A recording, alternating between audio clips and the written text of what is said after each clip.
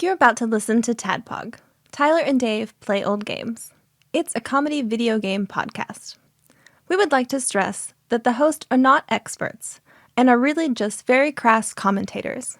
Seriously, this is an explicit podcast that happens to talk about video games sometimes. So please enjoy this pretty okay podcast with Tyler and Dave.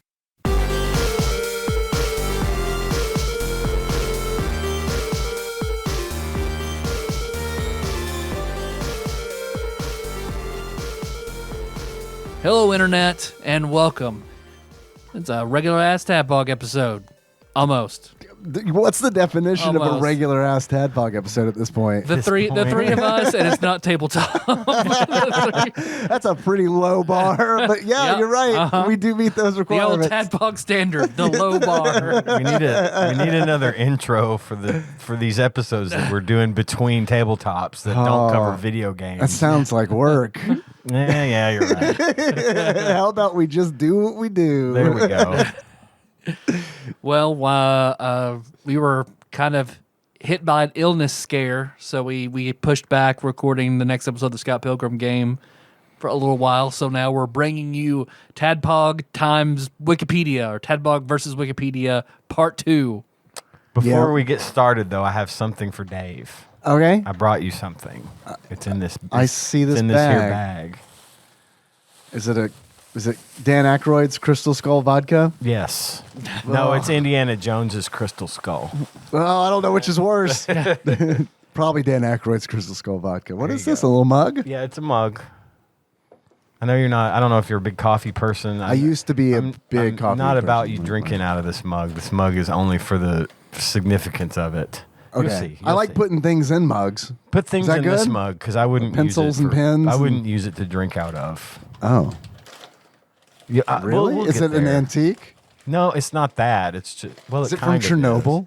is. Yes. It's a Garfield mug. Urban Cobb Apartments, the mug. Urban Cobb's on here. No, this is awesome. I'm going to keep like Lem's dice in this. There you go. Yeah. That's a good dice for a Yahtzee. Yeah. That's really. I'll yell Yahtzee every time I roll. You guys are going to love it. We were at an antique mall thing over the weekend. We'll sometimes just go wander around and look at the old stuff. And they had two of these. It's a Dude. mug that says Irvin Cobb Apartments, Paducah, Kentucky on the Yeah. back, and a silhouette, the famous Irvin Cobb silhouette on the other side. And apparently, according to the guy that runs the store, he's like, because this is one of those things that kind of works like the Shed, where people buy booths and then they put the stuff they have for sale up there, and then the people up front ring it up. What and number pay is it? them. Okay. And they never Yeah. know anything about it. Yeah, correct. Yeah. Or I don't know where the key is to that Right, cat that's what case I've that I always need wanted to get to. Or I'm like, I have a question, and they're all those words come out of my mouth, and they're all like, Yeah. Well, this mug apparently is part of a larger set. The Irvin Cobb used to have a dining room that you could go Oh, in and just really? eat. And they had plates and saucers and bowls and cups, and all of them had the Irvin Cobb stuff on it. And His silhouette? the guy's like, I didn't even know we had. He said, I haven't seen any of that. He's an older dude, and he's like, I haven't seen any of that Irvin Cobb stuff in I don't know how long. I said, have you ever seen a full set? And he looked at me like I'd asked him if he'd ever seen the Crystal Skull. He's like, no, that stuff's long gone or whatever. So yeah, I saw that and I absolutely had You to have buy a it. true Dude. piece of Paducah memorabilia. dude, right there. thank you. This is awesome. That is the real deal. I right there. legitimately love this. I do. I'm This is glad. great. Thank glad. you I so knew you much. would. Yeah, this is awesome. Seriously, yeah. I was gonna buy you a Super Nintendo game while I was there too. This is better. but there you go. This is better. I'm not collecting Super Nintendo games anymore. I'm only collecting Irvin Cobb apartment mugs. Well, they have another one if you want a second one. The only reason I suggested you not drink out of is because it's heavily used. It's got all the spoon marks in it. That's I don't know okay. how clean it is. Well, I mean, you wash it. Tyler, you're the expert on like eating and drinking stuff. So, Ryan, I mean, this is cool if I just put it through a dishwasher. I would not hand wash it only. Hand wash it. Oh yeah, because we don't want It'll take off the that exterior, yep. yeah, that silhouette to come off. But if we wash it, you can drink out of it, right? Yeah. It I might should just be put Lem's fine. dice in there. Whatever, it's yours. Do what you want with I it. love it, dude. Thank you. I'm gonna pour my Modelo in there right now. No, I'm not gonna do that. Yeah, it has not been washed since I bought it, so Yeah. maybe I think don't. I might. Yeah, I don't know. Thank you. That's awesome, man. You're welcome. I'm so surprised. Irvin Cobb, of course, being the patron deity of Mike, the character I'm playing. And if you haven't been listening to Tyler's wonderful Scott Pilgrim inspired. Our wonderful. Well, I mean, we just, I'm but one part of the equation. you're being too humble. But all right, It'd just be me shouting into the darkness if it wasn't for you guys. our Irvin Cobb game, our Scott Pilgrim inspired game, where my character is. If you're not listening to that, you should. First of all, The Irvin It's a lot Cobb of game will fun. be our 1920s Call of Cthulhu game. There we go. oh man.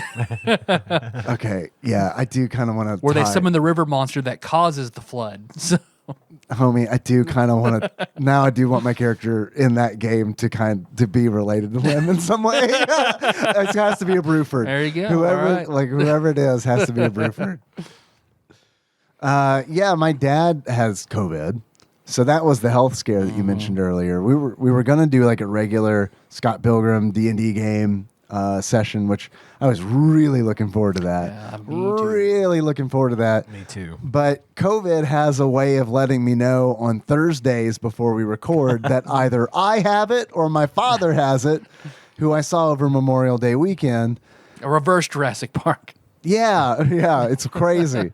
The mosquitoes drill into me. COVID finds a way. Yeah, no shit. So yeah, my dad's fine, but it was one of those where it was like, okay, I have to test now, and I don't want to go over and potentially have COVID and get everybody on the COVID train. So thanks for being understanding and postponing the Scott Pilgrim It's the game. times we live in, man. It's understandable. But I was really bummed out about that. Yeah. That sucked. Hey, just 3 more days, though, right?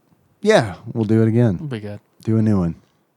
Well, before we get to anything, you guys have anything going on this week? Anything? Yeah. Yeah, I've been going to the movies a lot. Have you? And I saw Top Gun Maverick at the theater. Melissa wants to see it so badly. It's awesome. Yeah. Like, we rewatched the first Top Gun movie because I've seen it 1,000 times. And of course, I've always liked it. I was in it for the planes. And I mean, really, that movie inspired me to want to be a fighter pilot. I wanted to join the Air Force. And then I think I mentioned I went to the recruitment desk at school. And I said, I want to be a fighter pilot. And he's like, son, you'll never be a fighter pilot. And I'm like, well, why? He goes, because you wear glasses. Right. Because you got to have perfect vision to fly these things, which is understandable. I just kind of lost my wood for going into the Air Force at that point. But Bless that recruiter, though. Instead of being like, okay, yeah, sure, why not? I might be able to work something out. Yeah, probably. Sign here. But, just sign under ground crew.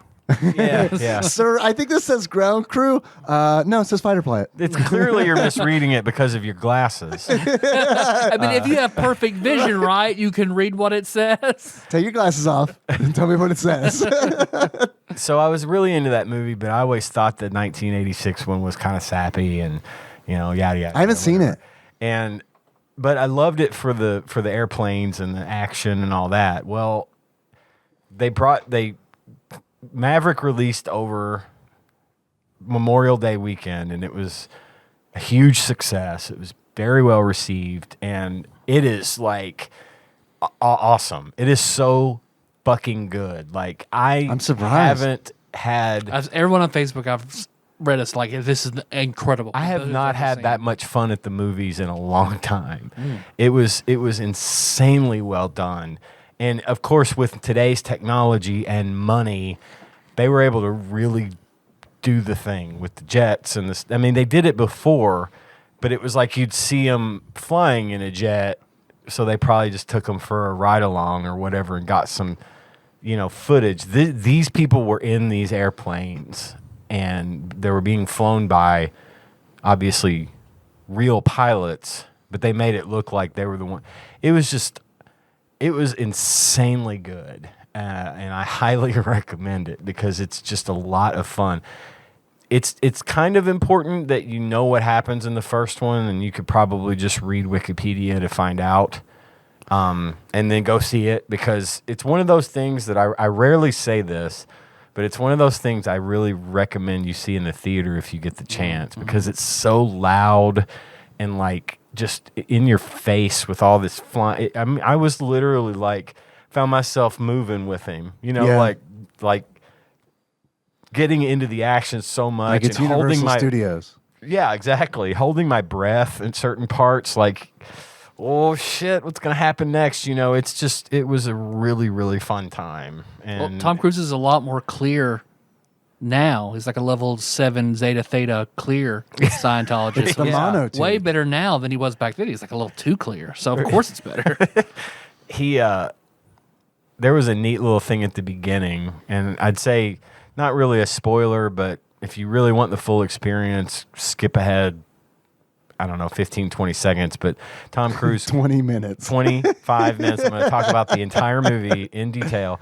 No, before the movie even starts, it shows Tom Cruise. He comes on the screen. It's just like yesterday, sitting in the theater, and he thanks everyone for coming to the movie, and we made this for you, and we're really glad you were able to come see it, and we hope you enjoy the show. It was just like this neat little thing that I don't think I've ever seen that happen before, But anyway.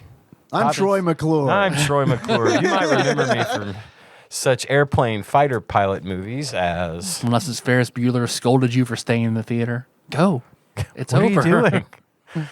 But yeah, it was a great experience. And Cool. It was a lot of fun. I recommend it extremely. So does John Turley, by the way. He went and saw it with his little boy. Yeah.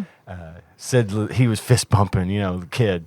John's kid was fist bumping and getting into it, it's really cool. So John Turley. That's a name I haven't heard in a long time. A long time. It's a presence I haven't felt since whoosh. You guys seen that?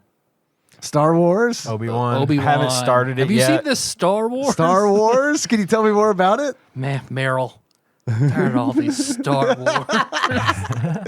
I watched the first 2 episodes of Obi-Wan, but I haven't seen the most recent one. I'm letting them build up. I can't do it. I've gotten stuck on Umbrella Academy. Okay. Holy crap. That fucking show is good. I've heard also, great things about it. I have really enjoyed Umbrella Academy. And that was just a random thing I was watching apropos of nothing. But yeah, I've been waiting to start Obi-Wan, and I've got Star Trek, the new Star Trek series to start. Too much stuff to watch. Too much. There's too much stuff to My watch. problem is I have time. I've just stopped. I just stopped everything. I watched Down to a No with Melissa. That's it. I have time because I watch during lunch and stuff, but a lot of it's stuff Tanya wants to watch too, and then we don't. Yeah. We'll sit down and we'll watch fucking Law and Order SVU for 3 hours and go to bed. Yeah. Do our crossword puzzles and watch SVU. But We watched the first 2 episodes of Obi-Wan. I liked it. was it good? I liked it. Yeah. Gage implied that he wasn't a huge fan. I should. It feels like anytime I like a Star Wars thing, I'm constantly at odds with like the popular opinion on whether a Star Wars thing is good. If I feel like, unless it's 20 years in retrospect, where it's like we can all agree this was bad, right? Unless it's Right, like that. yeah. But like with modern stuff, I feel like I'm constantly at odds because like so many people didn't like the new trilogy, and it's like I liked it a lot. Oh, I did too. I get the problems that people have with it, but I still enjoyed It was it. a fun movie, fun trilogy. So I guess what I'm trying to say is, but don't take my word for it. Watch Obi-Wan on your own. We're gonna watch it. I I just need. I wanted to break from my usual stuff Mm-hmm. and watch something completely out of the ordinary. Just something completely I'd never heard even the first thing about, other than I liked it from somebody. Yeah. And that was Umbrella Academy. Now I can't get enough. It's really good. I bought both of you guys something, Thanks. but after I did, it said ships out in August. Oh, So look forward to that in a few months. okay. I'm patient. Well, my birthday's in August, so I'll think of it as you buying me a birthday present early. Okay. Sounds good. Were we supposed to buy things for each other? No. Oh, Not okay. that I know of. I was just shitting on the toilet, scrolling through Facebook, and I got one of those ads saying, "Hey, buy this shop now." And I was like, "Oh, I'm going to buy both of them that. Well, thank you. Oh, ships in August. Okay. All right. I love it. I love it when somebody impulse buys for me. Thanks, Tyler. Yeah, that is really nice. I got really nervous because I got the mug, and then you said that you bought something, and I thought maybe I had entered in some kind of weird gifting pact and then forgot about it. It's the biannual semi Santa or secret Santa. And buy, you mean BUY? Yeah. Biannual. See, we do another secret Santa every year, just the three of us, and every year you forget. I believe it. I do. I engage in Secret Santa and they just didn't. So I'm the worst. I'm the worst. Still need to send Chris Vaughn some stuff. Send him his stuff. I beat Rogue Legacy. Rogue Legacy 2. I beat the regular Nice. game. I beat my new game plus. Nice. So now I'm on new game plus. Double plus. Yep. So now I'm starting to get the final blueprints for. I thought you were going to say, that now stuff. I'm finally starting to get a grasp of the game. So I mean, I'm enjoying enough that like, yeah, I'm fighting the prime estuaries, which is fun. So what is I made that? platinum. I know what an estuary is a boss, Yeah. but like So what's a it's- prime one? They have additional forms. Three-day shipping on Pretty those estuaries? So far, like when I fought Lamech, he was just gold and had an expanded moveset, but I still beat him first try. The two giant skeletons was totally different. Yeah, anything past Lamech I don't know about. Yeah. But I mean, it's fine. I'm not complaining. It's just, it's all new to me. Yeah. Well, normally you fight two large skeletons, but this time they were two large skeletons on a pirate ship. So I'm dealing with like the pirate ship moving and shit, and then other skeletons are falling down and cannonballs are falling down. So it's a whole different battle. Is the King K. Rool theme playing while you do God, it? I wish. Dun, dun, dun, dun, dun, dun. That would be great. Man, I do miss that game That would too. be great. That might actually be enough to like get me like, all right, I got to unlock New Game Plus Plus. Donkey Kong's an unlockable character in this game. That's one of the jobs, Donkey Kong. That would be great. And instead of money, you collect bananas, of course. Turns all the coins of All the KONG coins. You're right. That's that's pretty much all I've been doing outside of Troll Choco Chica got braces. Hey, So dental plan. Lisa Yeah. needs braces. yes. Choco Chica needs braces. Dental plan. Good. I'm glad to hear that. That's good. So yeah, that's about it. I've been playing Persona 4 Golden still enjoying it. Yes. Just taking my time. I have no idea how far I am through the game. I can tell you that we just got done with our summer break, and that Naoto, the detective, has enrolled in my school, and that's where I am now. So, All right. what? Naoto's badass. Badass. Yeah. Well, that'll mean something to people who have played the game, I guess. But like, it was a good game. I'm still really enjoying it. Although, like, I got to tell you that I've told you, Tyler, you and we've been talking about the game, like, through messages and stuff, because I know you really like it, and I like talking about it. But like, I am so surprised how much I prefer the day-to-day visual novel I prefer that Slice of life. to the dungeon stuff. Like, Yep. for sure. Like, the dungeons kind of feel like each one I've done so far has been themed specifically, and those themes feel very different. But like, once you're in it, like, to me, like, a lot of the floors just seem like, okay, this is just like corridor, and it's just like, Mechanics are kind of similar. yeah. And yeah. even like I was surprised because it's like, y'all, this game came out like late enough where you can have more than like 5 enemy models that you palette swap, because it's like, come on, man. Yeah. You got the hand, you got the hand, you got the gorilla cop with a hole in his belly. You got, and that's it. You got the tank. I mean, there's really not that many. Because this is the one where Margaret's in the Velvet Room, right? That she's one of the. Yeah.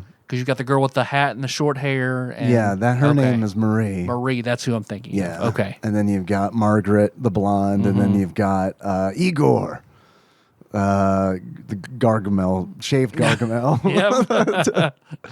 Or what's his name from who's the boss of the Minions?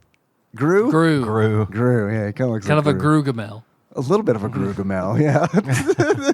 Because I remember, because Marie, I didn't do all the stuff with Marie in Persona 5 because the bonus super challenge dungeon. Oh, she shows up in 5? Involves her. In 4, I mean. Oh, okay. Huh. Yeah, I don't think I'm not worrying about doing everything. And I wasn't either.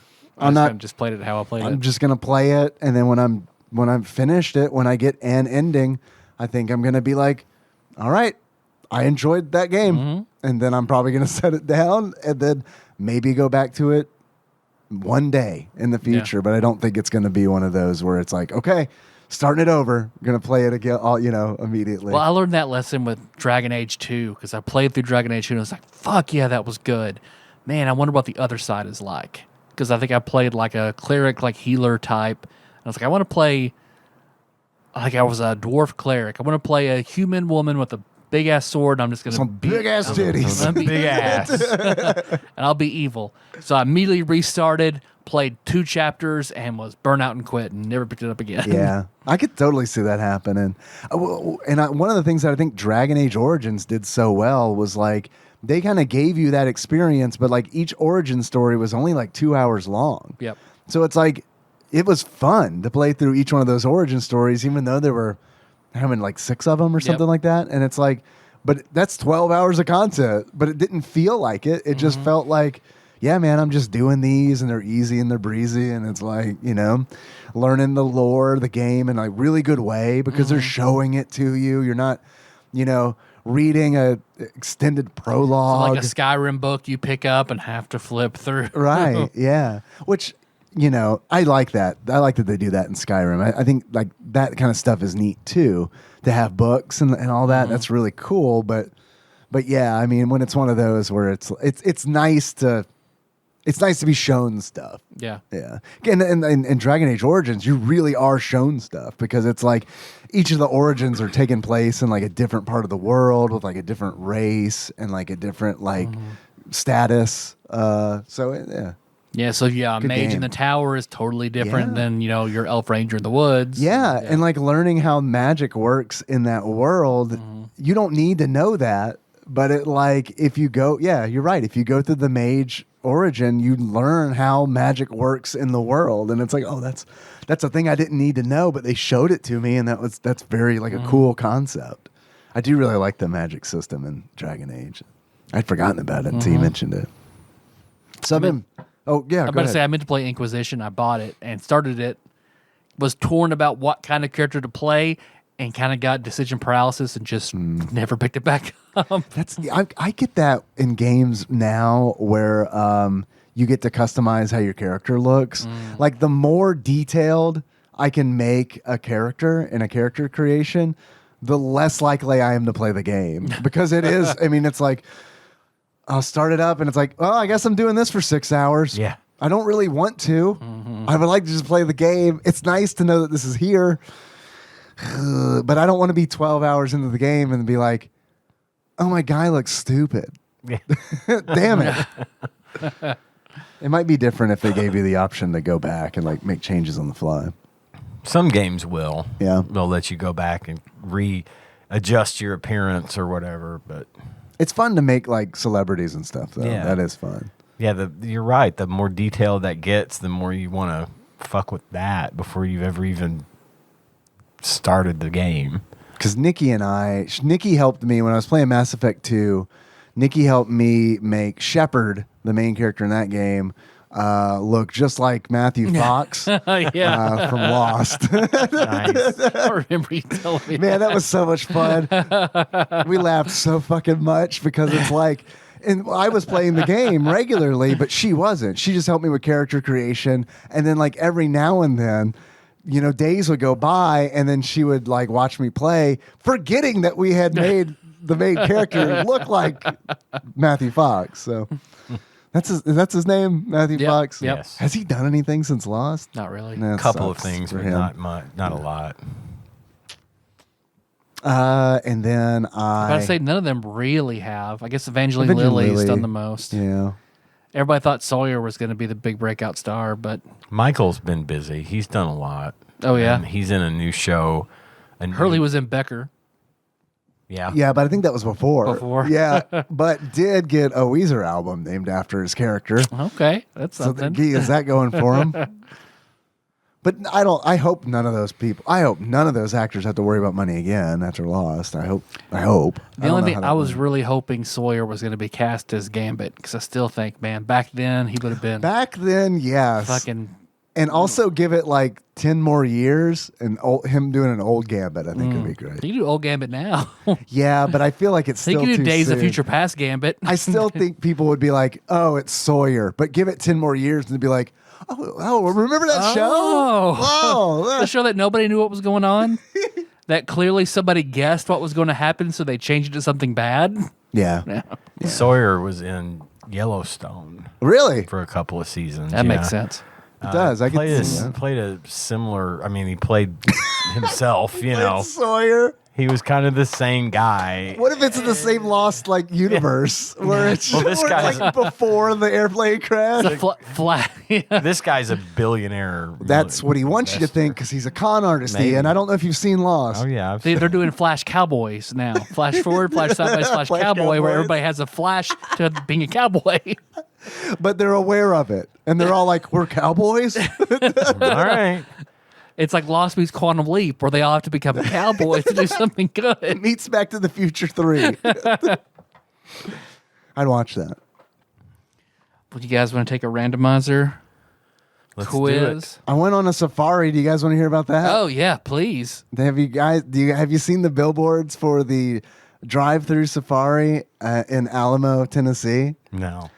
There's one. There's a big billboard for it on Lone Oak Road. Which, if you're not from around here, which you probably aren't, listener, that's like one of the main roads in town.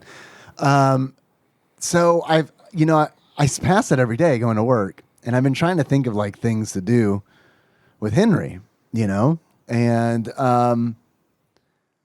a friend of his, they were playing at the park, and I was talking to his dad, and he mentioned it that they had gone, and he was telling me these stories, and it's like, all right, I'm fucking going. We're fucking going to the drive-through safari park in Alamo, Tennessee. So we went yesterday. It's 2 hours away. We loaded up in the car at like 10 to try to get there when they open at 12. We stopped and ate, at the Dairy Queen there in Alamo, Tennessee, which they only had like 4 restaurants. So it was like, I guess Dairy Queen. So we ate there. Safe bet. Yeah, it was good. It was fine. They have some good chicken nuggets there. I didn't realize that they had. So we get to the drive-through safari park, and it was really cool. I was surprised by how cool it was. You pull up, and they're like, okay, have you been here before? And we were like, no. And they're like, okay, don't go over 5 miles per hour. Don't pet the animals. Stay in your car. It's like, okay, I'm all good with this. And then so she starts talking. She's like, do you want any feed?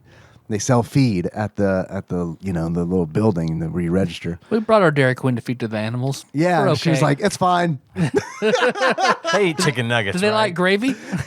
Let's fast track these guys. They brought Dairy Queen for the draft. So they give the feed in these big buckets, right? And these big white buckets. And so she's like, can you roll down the window where your little girl is, and I'll tell her what to do. And I was like, and I kind of look at Henry. He's fine. So I was like, all right, we're going to let this roll. Because he's long here. Yeah. So we rolled it. He's used. I mean, we're all used to this. So now it's like, I don't say anything unless he looks like visibly upset, which he never is, which I think is awesome. We've had many conversations where it's like, I remember him being in preschool because he likes to wear his hair long.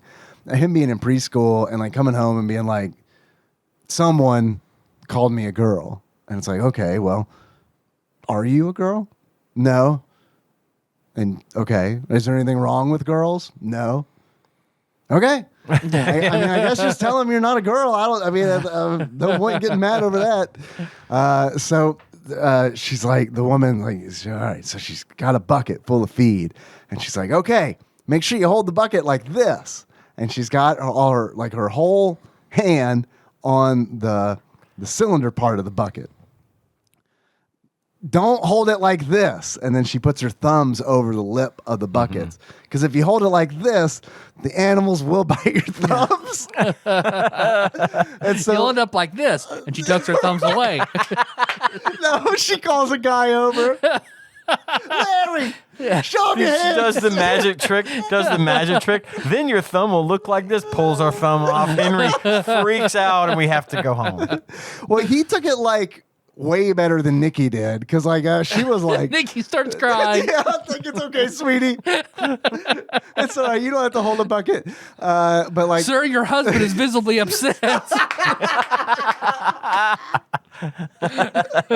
I'm driving my husband. I don't understand. This is my car sitting next to me.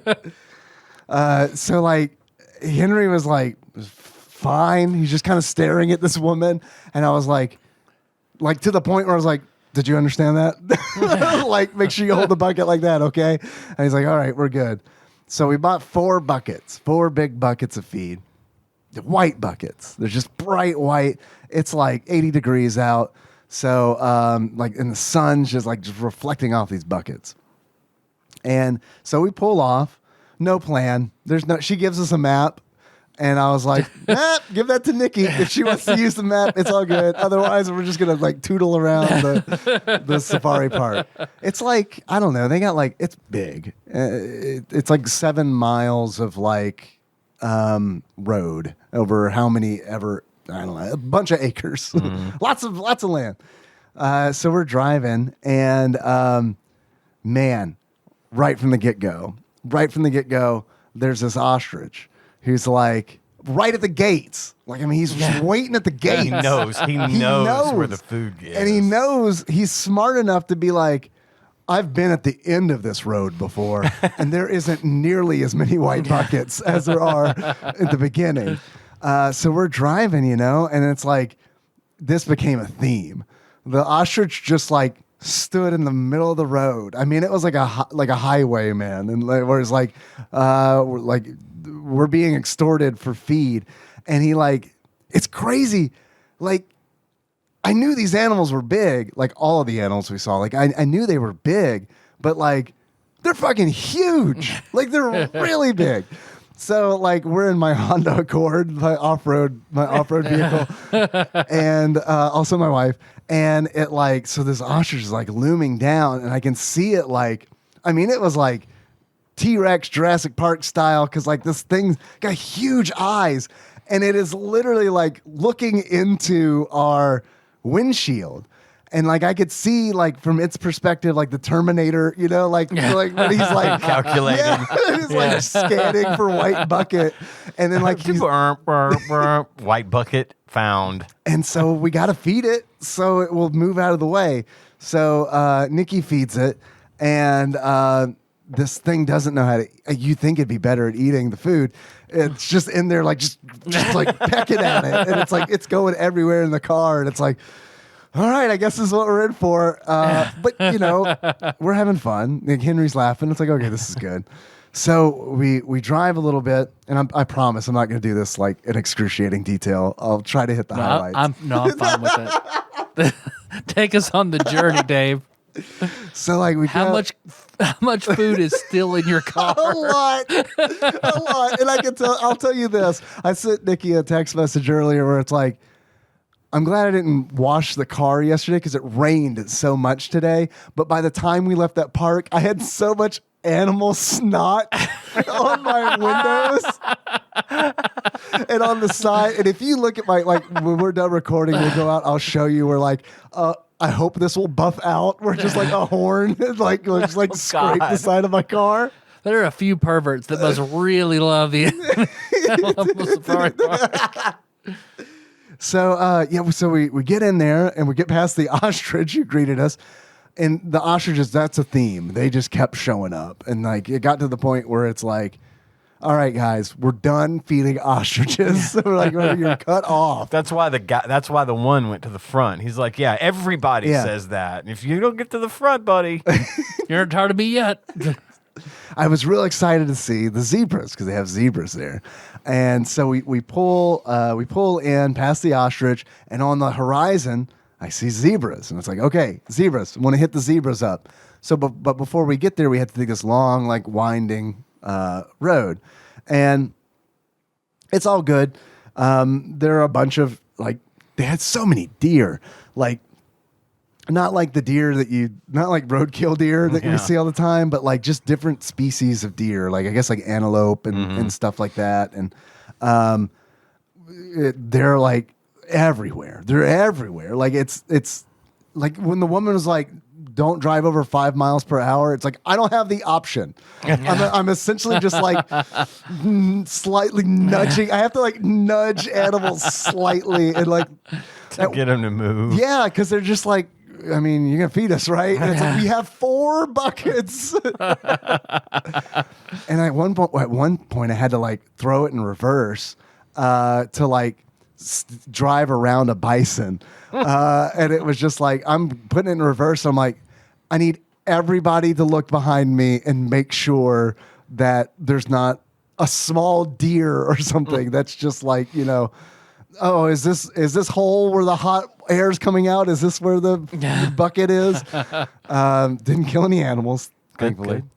But so we Got up to 30, opened my car door, got an ostrich real fucking good. The ostrich. Just gunned it right over those motherfuckers. The ostrich. There was an ostrich, another ostrich. Like, and there's like all these signs, right? That are just like, they give you instructions, but they don't tell you why. So like for instance, we get to a part where it's like, keep windows rolled up until you're past the bamboo. And it's like, okay. And we like roll the windows up and it's like, why?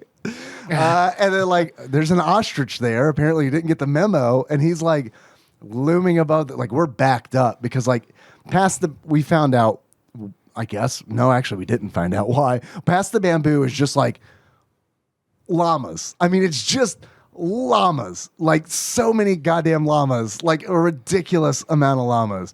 And it's like, there were so many llamas just swarming the cars for food that no one could drive. And it's so like, we're going like, we're just crawling.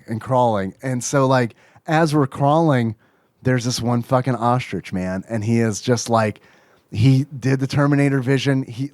I saw him and I was like, hide the buckets. And we didn't hide the buckets in time. He like zoned in on the bucket and he's like standing over it. And the ostriches do this thing where they just have their mouth open, like slightly open constantly. And it's like really off-putting. And he's looming. He's like the church basement girl. His mouth is always open, just a little bit. He's looming over the car and he's like, he sees the bucket and I'm like, I'm telling him no and he doesn't get it. I'm like, no, we're not going to feed you. And then like it gets to the point where we can finally move forward and he won't move. Like he is just right there in the middle. I have to roll down the back window to like, because I'm like, hopefully he'll hear the motor and be like, oh, they're going to feed me now. And he'll go around to the back window and then I can do evasive maneuvers around him. And that's exactly what I did. I get by him and I look in the rear view. He's not worried about it at all. He's already on the next car, like already standing in front of them. Like they know what to do. It's wild. And like Nikki pointed something out. She was totally right. What the llamas would do. This is going to sound really ridiculous, but I swear to you, the number of times it happened to us and the number of times we saw it. They would ask you Seinfeld trivia, and you want to run down your window and answer them because you know the answer. I'm sorry, it says the moops. One llama would stand in front of the car while the rest of the llamas in that group would swarm the sides of the cars. And then, because that happened to us twice, and I didn't notice, but Nikki was like, have you noticed that one of the llamas just holds up traffic while the rest of them just beg for food? Clever girl. and they were like, I mean, they were the llamas. Who's our puller? I will. I'll be. Yeah, I'll do it today. Llamas turn. vote.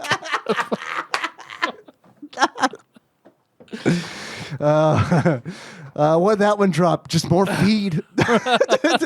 Ranged attack. Toyota Celica incoming. That's a Final Fantasy XI joke. A rare Final Fantasy XI drive-through safari joke. Maybe the first of its kind. But we got to the zebras, and it's like, oh man, it's fucking zebra time. And so I'm driving, so I'm not feeding any of the animals. To which I told multiple animals, I'm like, I'm just the driver. I don't have any. The buckets are on the other side of the car. And so like we could pull up, the zebras are standing there. And the first thing we notice with the zebras is they have there's like 4 white buckets around the zebras. Cause Nikki commented on that. She's like, oh, I guess the trainer just... They killed and ate a car. We must be careful here. Yeah, blackguard zebras. If this were a D&D game, it would be like cause for concern. It'd be like, wait a minute. There's evidence here of foul play. So she's like, oh, I guess, because because we saw trainers and stuff, or trainers, let me put that in loose quotes, dudes on ATVs driving around, going, yeah, at animals. So but they all seem very nice. So they must have just put some food down. So I'm excited, man, because it's like the whole trip, I'm like, can't wait to see some zebras. Looking forward to seeing some zebras. Which, by the way, when we were going to Dairy Queen, I saw some free zebras. Because there's a little section that goes by the park where there was a little part in the bushes. And I was like, well, I guess we can just go home because we saw 2 zebras and 4 llamas for free. There we go. Got him. Because zebras are less like horses and more like just striped donkeys. I mean, I guess. I don't know. I don't know. That's just what I read. I've never seen a zebra in real life. Oh, I mean, it looked like a horse, but with longer ears. I can see why someone would say like donkey for sure. And then they also have like the real short, like bristly mohawk manes. Yeah. So I was really excited to see the zebras. So like I roll down Nikki's window and like, let's feed this zebra. So she's got this full bucket of feed. I mean, it's just a fresh bucket for the zebras. And so it's the first time feeding a zebra. A little timid, a little, not sure what to expect. We're all, we're new. We're rookies. And so she grabs the bucket and she goes to put it out the window. Nikki, your thumbs! She was holding it properly. So she offers it up to the zebra. Zebra bites the lip of the bucket, yanks it out of her hands. Question, all right. answer. Yep. Just immediately. And then the zebras are like, we got our bucket, and they just ignored us while they just ate out of the bucket. Which, I got to be honest, sucks to have lost that bucket, but at the same time, I'll never forget when a zebra stole a bucket from my life. It was good. Granddad, have you ever had a bucket stolen from you? Well, let me tell you, Which hypothetical time? grandson. It was awesome. I mean, it was cool. It was cool. Like they were like the bison part was the most boring part because it was so hot and they had like a pond and it's like, so the bison were all like, we're going to lay in the water. So like we got a whole bunch of road where nothing's there. Mm-hmm. So we just drove around and it's like, well, that was, I guess. There was one cool moment, and that is when I had to drive around the bison because someone like just dumped a bunch of food in the middle of the road, and it's like, you can't just dump food in the middle of the road. Yeah. They're gonna congregate there. No one's gonna be able. They're big. Bigger than the car. Dude, let me tell you something that I had no idea was this big. Fucking camels. Camels are enormous. Yeah, they're fucking huge. They're huge. I came in like... They're like at the hump. They're like 8 feet tall. Dude, somebody had like... Taller than that, I think. I mean, there's like... these are so nuts. fucking tall. They're ridiculous. A camel killed a guy in like a ride along. I heard about recently, that not too long ago. Yeah. They're also mean. Yeah. Animals are mean. Yeah. These the ones that that explains the one I saw in Time Out. They had one in Time Out. For real. Yeah, like they'll spit on you, man. Yeah, I was expecting the llamas to do that because especially if you jump on their hump, Aladdin style. Yeah, they don't like that, turns out. They spit. Every time you jump on them, they spit. But like I had only seen in person, I guess, like the dromedary. I think that's what they're called, the one hump camels. Mm-hmm. I had never seen the the latter camel. end of the Sally story. Yes. And like those guys, I mean, they were enormous, and like they were, I guess, like I don't know if you call it shedding, but they were shedding. So it's like I was surprised that they get shaggy, but like these guys were like shaggy, like a llama almost. And I guess they were in the process of like shearing them because some of them were, looked like they had been trimmed, and others it was just like, oh my God. But man, like I came in expecting like the most fun out of the zebras, but dude, seriously, seeing the camels, like those things were huge. And it's like, I remember seeing one on the horizon and like literally being like, I thought it was a statue of a camel. And then it moved and I was like, holy shit, it's so big. And yeah, it was wild. I liked it a lot. It was cool. Awesome. They had this little walkthrough area, which was not as impressive, but it was nice to like have a break from being, because like we were in the car for like, we drove there, which took 2 hours, and then we were in the car driving around the park for like another 2 hours. So it was nice to get out of the car. I've never been so happy to be in a gift shop in my life. That's the plan. Because and they totally got it. Because like Henry's like, I want candy. It's like, fine, take your time, pick it out. We're just standing here, Yep. cool off. Yep. Here's a scoop. Here's some tongs. Fill the bag up. But yeah, it was awesome. I don't know that I would go back anytime soon because it's kind of one of those things where it's like you do it and then it's kind not of like a repeat. it's kind of thing. done. Yeah. But yeah, it was neat. We're gonna hit up the Discovery Park. I've heard Discovery good Park's- things about Discovery We do Park. Discovery Park at least once a year. Yeah. Discovery Park's great. Awesome. I think Henry will like that. Oh a yeah, lot. fuck yeah. Yeah. We haven't been yet, so I'm excited to go. Oh man, yeah, he absolutely will. He'll go nuts for it. We passed It is absolutely like, it's great. Awesome. It's fucking great. That's great. I love to hear that. We passed it on the way to the safari park. We were kind of like, beforehand, we were weighing our options where it's like, because Nikki and I were talking, it's like, do we want to do the safari park? Do we want to do Discovery Park? How would you describe the Discovery Park? Because I haven't been. It's like, it's science centered, right? It's half like museum, half active play place. Okay. Yeah, Henry's going to love that. Yeah. We were Isn't weighing that our in options. like Union City or Yep. something? Yeah. And like, And it's pretty cheap.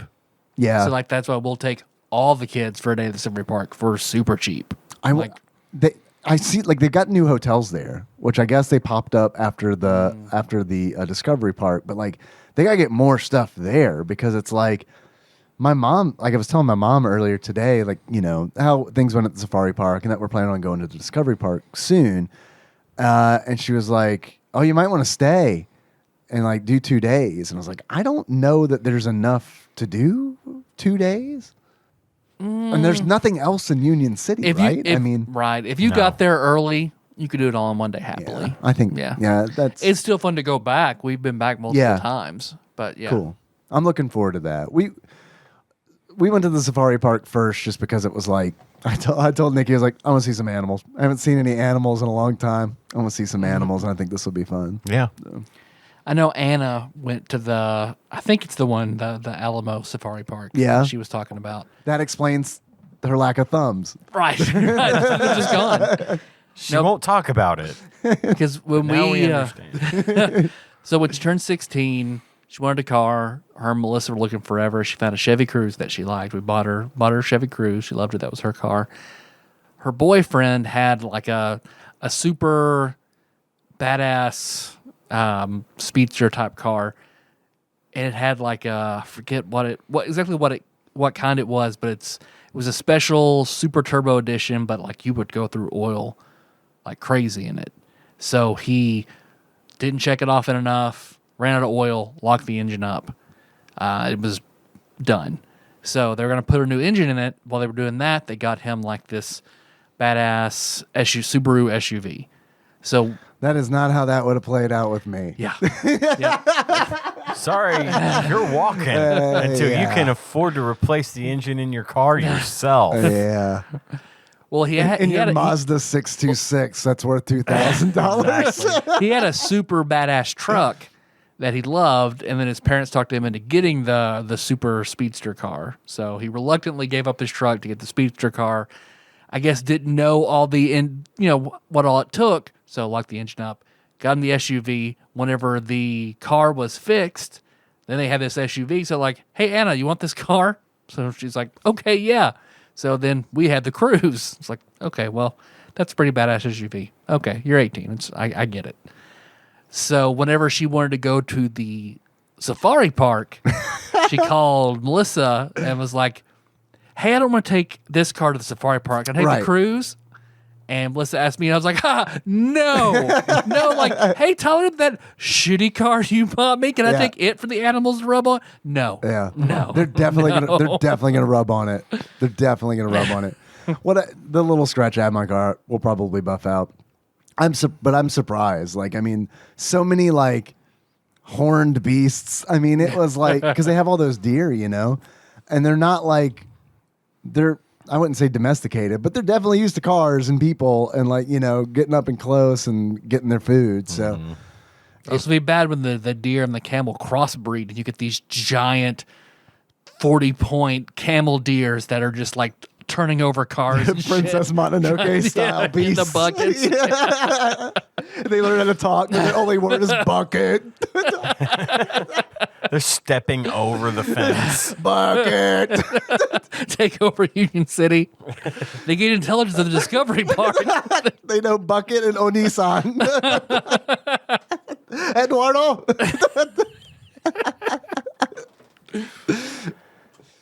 Oh shit! And then I jailbroke a PS3. I did that yesterday. Hey, that's pretty badass. That was fun. Yeah.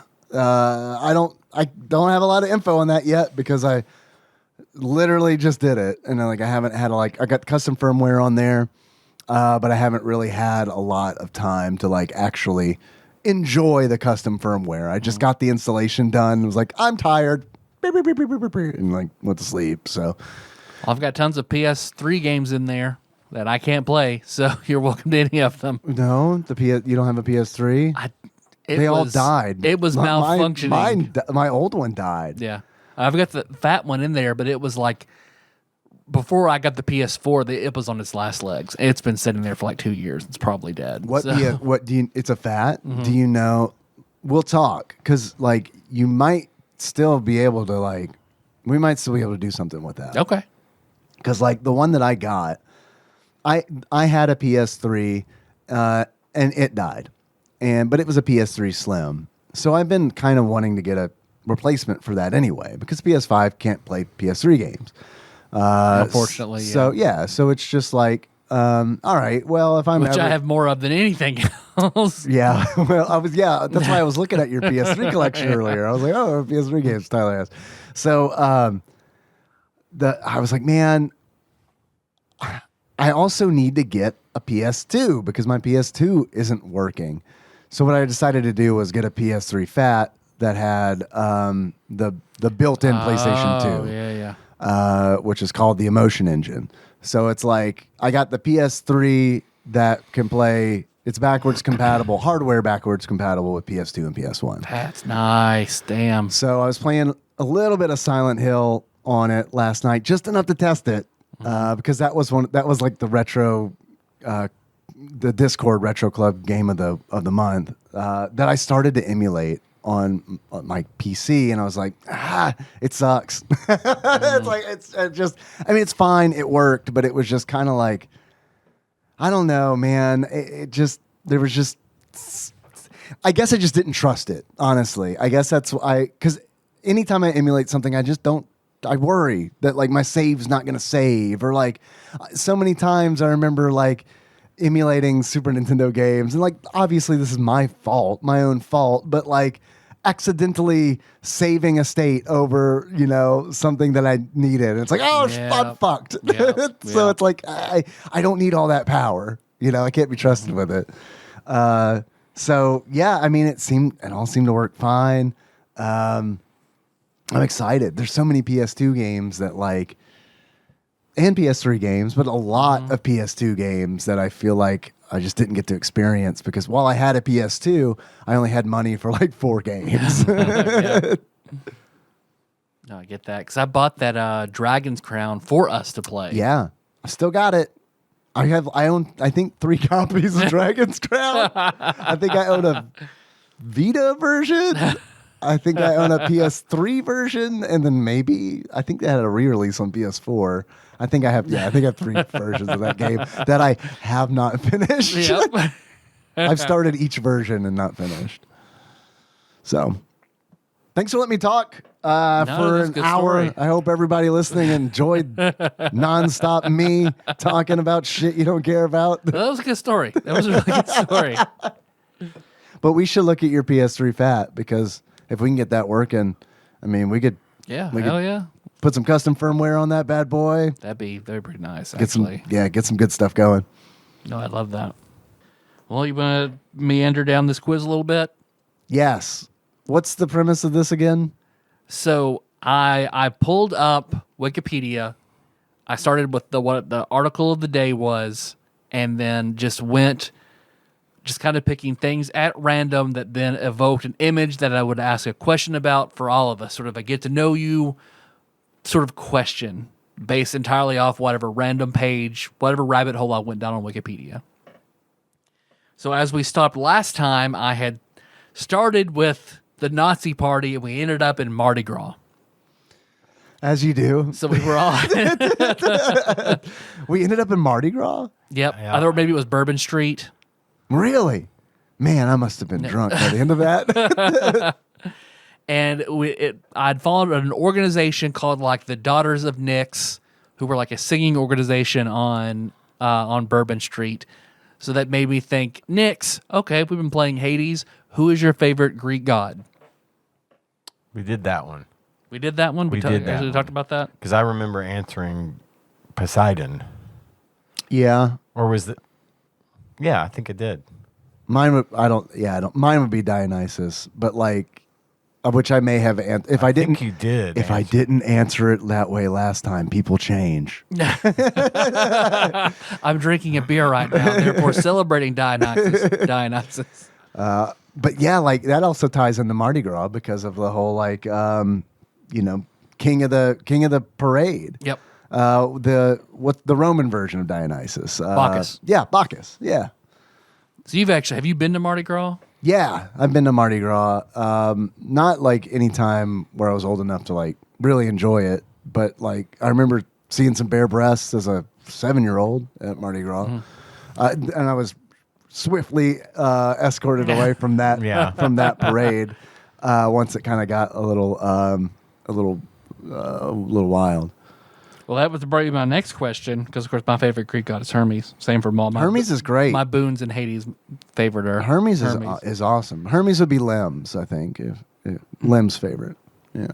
Well, that makes sense. So, but from Mardi Gras, then there's an article on flashers. So you may have just answered that question, Dave. What's the first time you remember seeing boobs? Oh man, this is a question. How much time y'all got? I got a lot of shit to unpack. Well, I remember distinctly the first time I saw boobs in real life, which I was out with my mom and her nieces, my cousins, at like JCPenney or something. And I brought a bunch of Legos because I knew I was bored as shit walking around them shop all day. So I remember I didn't have any good place to play with my Legos. So I remember I went over, I found, here's a big open space here, the dressing room. So I remember I got in the dressing room, laid on the floor, had my Legos, building my Legos. The stall door opens, and someone steps in, and of course I can see because I'm down literally on the ground, and of course the dividers don't touch the ground. in that dressing room. You're like in an adjacent one. I'm in an adjacent Okay. room, lying in the floor. So if I just look Your peeper. to my left, I can see the mirror in there. Yeah. Okay. For you to try closing and see how you look. Yeah. So the woman beside me then completely disrobes, and I'm just sitting there playing with my Legos, looking at the reflection. Just I wish her eyes would have locked with yours in the mirror so damn bad. just looks down. There's like a 6-year-old kid. She sees you and you go, carry on. It's like when you're taking a shit and you get in a public restroom, you can hear a kid on the other side of the door. It's like, please don't fucking like pop under here and start talking to me. Every fucking time a kid always picks their head out. What are you doing? Or trying to get under the stall door. Oh my God. But yes, I don't know if she'd ever noticed me, but I sat there just holding my Legos, staring until she tried her stuff on and then left the dressing room. Yeah. How old were you? I was very young. Yeah. I couldn't give you an approximate age, but young enough I was online. I remember it, but young enough that no one would question someone maybe laying in the floor of the dressing room. Sure. Before preschool, like in that kind of. Maybe. Yeah. That's like a really early memory. Yeah. That's the first time I think I saw him in real life. Yeah, I mean, it was probably that Mardi Gras for me. I mean, I was probably probably about 7 years old, maybe 8. I mean, I saw my parents naked. Just like that doesn't count, right? No. I mean, like Yeah, I mean, I'd see my mom's boobs. Yeah. For 100 times. Yeah. And they were boring. can't be interested in those. Yeah. My parents used to go out of town a lot when I was a kid, and if they were going out for the night or for the evening, they would just leave me at home by myself. From age 8, I was staying home by myself all the time. What decade was this? This was in the 80s. early 80s. Right? Yeah. Totally makes sense. Yeah. You can't do that now, I hear. No, not really. But towards say it was about 10, maybe 11, they would go, or probably even closer to 12, maybe. I don't know. They would go out of town and like have someone come stay with me. And this one woman that used to stay with me, I had a huge crush on. She was a teacher at the school where my mom worked. And actually, I wasn't attending there anymore, but they would hire her. She was young. She was in her like mid-20s and redheaded, just right up John's alley, But I remember I was supposed to be in bed and she was staying in my parents' room, and I came out. My house was like, at the time, it wasn't a very big house, but it was essentially a circle. You could get anywhere in the house by taking a right or a left out of any door. You know what I mean? We had a floor plan like that when I was a kid too. Houses like that are awesome. Yeah, you could get there anyway.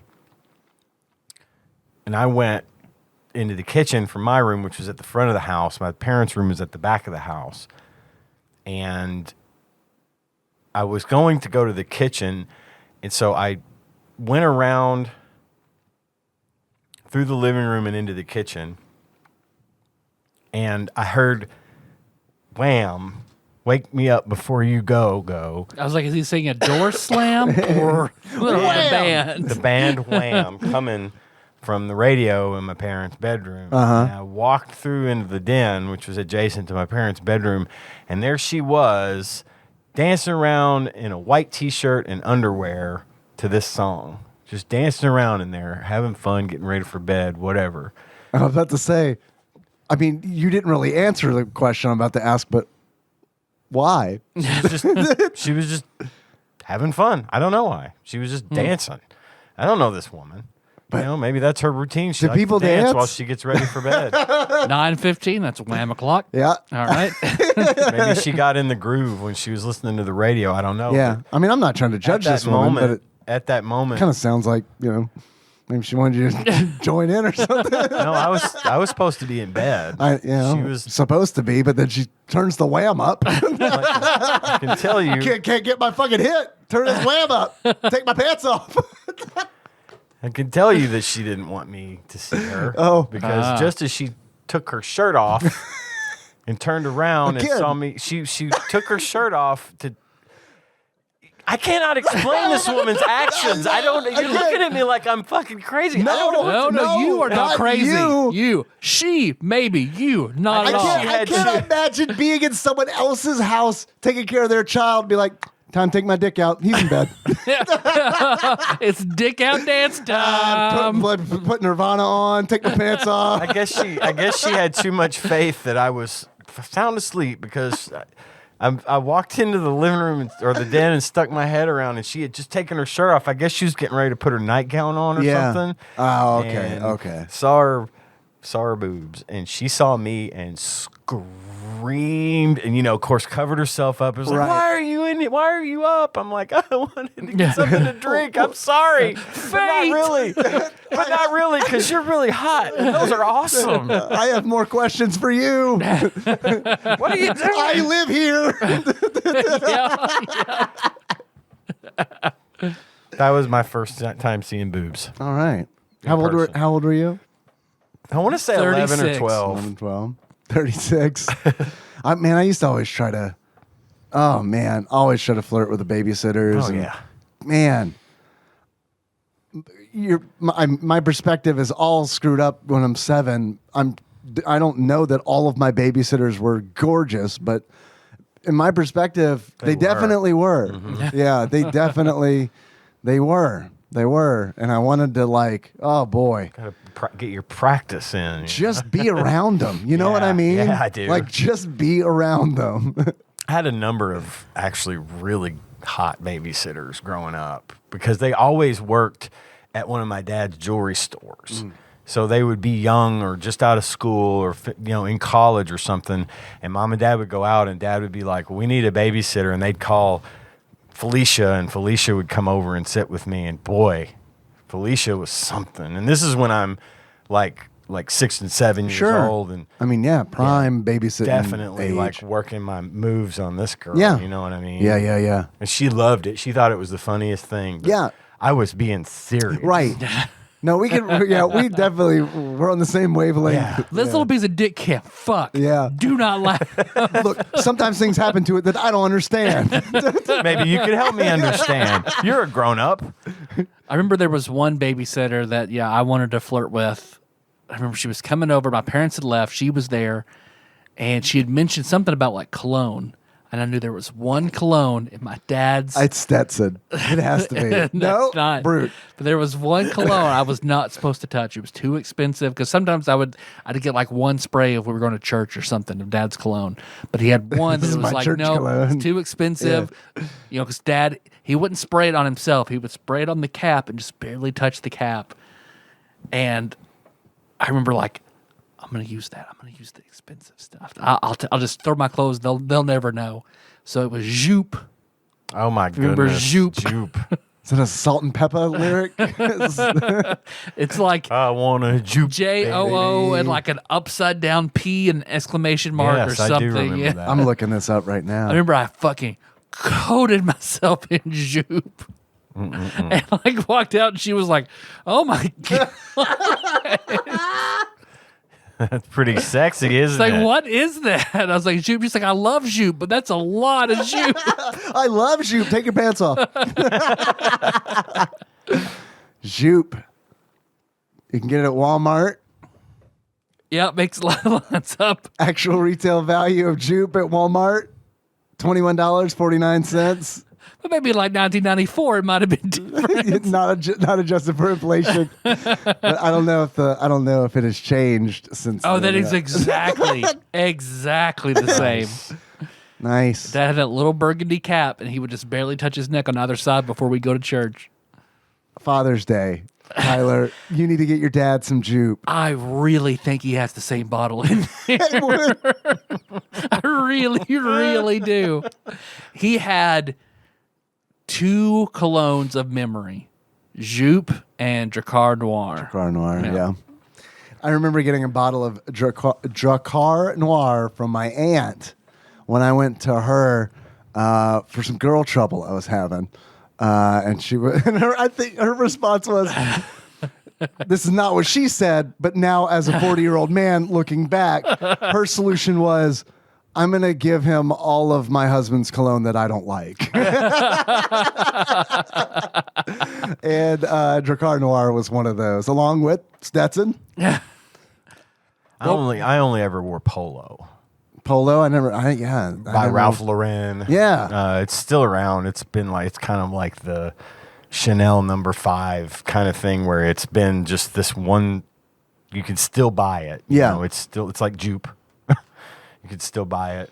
That's the only cologne I ever wore in high school. My aunt worked for Ralph Lauren for a long time, and so we always got that kind of stuff. And Do you wear any cologne currently? no, I don't put on cologne now. Yeah, I had 3 colognes in rotation in high school, and they kind of petered off. I know one of them in for college, sure. Maybe and I don't 2. wear it at all now. Because I know What that do you I think had they are? to. And I feel like we've talked about this before. Probably. Tommy, for sure. Right? Close. No? I had Hilfiger Sport was one of them. Okay. All right. Polo Sport. Of course, the peak of athleticism Right. is right here. Right. I had to reflect it in my sense. I get it. Polo Sports, Hilfiger Sport, and of course Curve was all for the men. rage. Yeah. Yeah, I remember my girlfriend in high school getting me a bottle of Curve for Men. I really liked how it smelled. So I think for a couple of years after that, into college maybe I wore it. I don't wear any cologne now. Honestly, like the thought of it I don't know. seems kind of silly to me at this point. I don't get that. I mean, first of all, my wife doesn't have any predilections towards me wearing cologne. Mm-hmm. If she did, I would. Melissa actively doesn't like it. If she said, yeah, and I mean, Tanya wears perfume. She wears Coach perfume, and she's really into that, and she smells nice. So as long as one of us, I'd rather it be her, the one that smells nice. You know what I mean? But she's not concerned with like whether or not I'm wearing cologne. I guess she just likes the way I smell naturally. But And I'm not trying to, like, if anybody. if it's your thing, wants, it's your thing. It's your Yeah, it's thing. fine. There's not a big Melissa deal. likes the smell of my deodorant when she hugs me. Yeah. That's it. kind of what I get too. Is your deodorant smells nice. Well, And that's that's good. I like that. Nikki will she doesn't do this as much as she used to, but like when we were first dating, she would wear my shirts and I'd be like, why do you want, I'm fine with this. This is cool. I like it, but why? And she was like, I like smelling you on it. And I was like, what does that smell like? Because like, You. yeah, but can you be more descriptive? That's all there is to it. What It does I smells like you. smell like? Yeah. Do it in 5 adjectives, please. Hold on, let me get my notepad and ruin this moment. Because what you probably remember, and I only threw this bag out a few years ago, but I remember for Christmas I got Hilfiger Sport that came with a big bright yellow bag, and I used that Like bag. a fabric bag or No, it was like a very tough like pleather or nylon. Yeah, a nylon yellow bag that had Hilfiger Sport on it, and like it had a bottom part in the zipper. The base would unzip, and I used that bag from 2000 up until probably a few years ago. until right now, Melissa. 2006. There's no way it's later than that. Nope. So I remember Melissa hated that bag. Just, you've had that bag since high school. It is gross. And then finally, Was it gross? when we finally traveled with it, and like 2 things of shampoo busted in it, I finally just threw it away. Fucking shampoo, always ruining shit. Melissa being in there loosening the caps. and Yeah. I and know then how to get throwing rid of all the this luggage bag. on it. Oh man, it all busted. That's gross. It's like we have to get rid of the yellow bag. Sorry. What was it? I'm sure I've seen this bag before. I just can't recall it. Was it like bright yellow, Yep. like that bright '90s yellow, Yep. where I had I had a fleece, big bird yellow pullover, zip up with the collar. I don't know how to explain any of this shit, but it was oversized, and I wish I had it still so I could show you both and you could laugh at it. Well, I wish I had my was the FUBU worst. jacket for you to laugh at. My oversized baseball FUBU jacket I wish you had that too. that I immediately got white paint on. Like the second day I got it, I was like, oh, too bad. Yeah, it's funny how shit like that works. Yep. Especially when you're a kid. Oh yeah, because I was I got that on Christmas Day, unwrapped, just sitting there. I was like, yeah, giant FUBU jackets. Yeah. God, it was so fucking ugly. And I remember getting my FUBU shorts and my FUBU jersey that I had to change into and wear out of the mall. Fucking awful. Red and blue, like '01 jersey FUBU. Yeah. Bought a Hibbit. Hibbit. For like $150 for the pair. Wait, when would that have been? 7 years ago. 99. 99 probably. It's very possible you bought that from Tanya. She worked at Hibbit around that time. Did she tell you a story about this kid that wouldn't leave? This fat white kid. Because it was even damaged. Like the jersey was. It was the last one. And Mom was like, I don't care, that one. Yeah. Can you give us a discount? No. I don't care. I'll take the damage when I'm putting it on. The jersey was $150? That and the shorts together. The jersey and the shorts are $150. Oh, yeah. The shorts that came into my ankles. I thought we were talking about shoes there for a minute. Jean shorts? No. Because, I mean, $150 for a pair of shoes, that's like, I'm not saying that's like cheap or anything. That's more than I would have spent, but not. But I could see that. Yeah. But, man, I know like hockey jerseys. So I think the jersey itself was like $80 or $90. So, yeah. Nothing's cheap at Hibbit. No. Still, that is still the That case. should be their tagline. I don't know how much to pay for shoes. Like or especially like boots. When I started looking for boots, never owned a pair of boots in my life, but I was tired of on rainy days my socks getting wet. So I was like, boots. I'm 40, I'm buying boots. And I was like, oh shit, I don't know fuck all about boots. So like do I do research? No, I just go to the store. And like I went to the mall. They've got a store there called like the Shoe Department or something like that. I bought some dress shoes there before and I liked them. So it's like, okay, I'll go see what boots and they're they relatively affordable. Man, I was not prepared for the jump in price from shoes to boots. It does go up. Like, I mean, I was like, is this for real? And then I saw some Timberlands, which I hear people talk about like for the last 10 years. Those were real He's big. a good rapper. Yeah. Yeah. Those were real big in the 80s, Timberlands. Were they really? Yeah, they had a big run. It was they weren't a boot though. It was like a lace-up shoe. Yeah. But they were a huge thing. Like I didn't have any, but like a lot of people did. The Timberlands got the little green tag. It's authentic. It's real. It's genuine. Big status symbol back in my day. These were like not like that. Okay. These were like because when I saw them, I was like, man, I feel like everyone was wearing these in 2012. Like, I mean, it brought me back to a different time when I saw these boots for sure. But they were crazy expensive. I didn't want them anyway, but I was like looking at the price. I was like, is this boots? Like, is this is this how much I pay for boots? And the answer is, yeah, if you want good boots. I mean, like, wow. There's a place right there at the corner of in the mall where the fountain used to be, where they do Santa and stuff, and it's like right there before you get to Hot Topic. And it's a shoe store that they sell all the like high end stuff, and their shit is expensive. And that's like when you get into the expensive boot category, like you want to get into the premium shit, you're going to go there, but you're going to pay for them. Yeah. We bought Tanya a pair of boots there once for Christmas that were like $200. No, they were $300. Because I was about to say $200. Like, I mean, and they're great. They look. She still wears them. but- She takes really good care of her shoes. So Yeah. she keeps shoes forever, and she still wears them. So it was fine. It was a fine value for. well, that's part But of they it. held up and they Right. look good still. Yeah. So you want to pay for them. I'll pay you wanna money. Pay the money Yeah. for the good shit Yeah. so they last. Yeah. If something's going to last, I don't mind paying for it. If I like it. I bought two great looking pairs of business casual non-slip shoes from Amazon. Like nicer, like dress sneaker type almost that, I feel work. Because I still have to get on my feet in the kitchen and stuff Right, like that. sure. So 6 to 8 months I'd worn multiple holes in the soles. I just feel like that's sneakers in general though, because it's like there's so much rubber and stuff, and like, you know what I mean? Like, I don't know.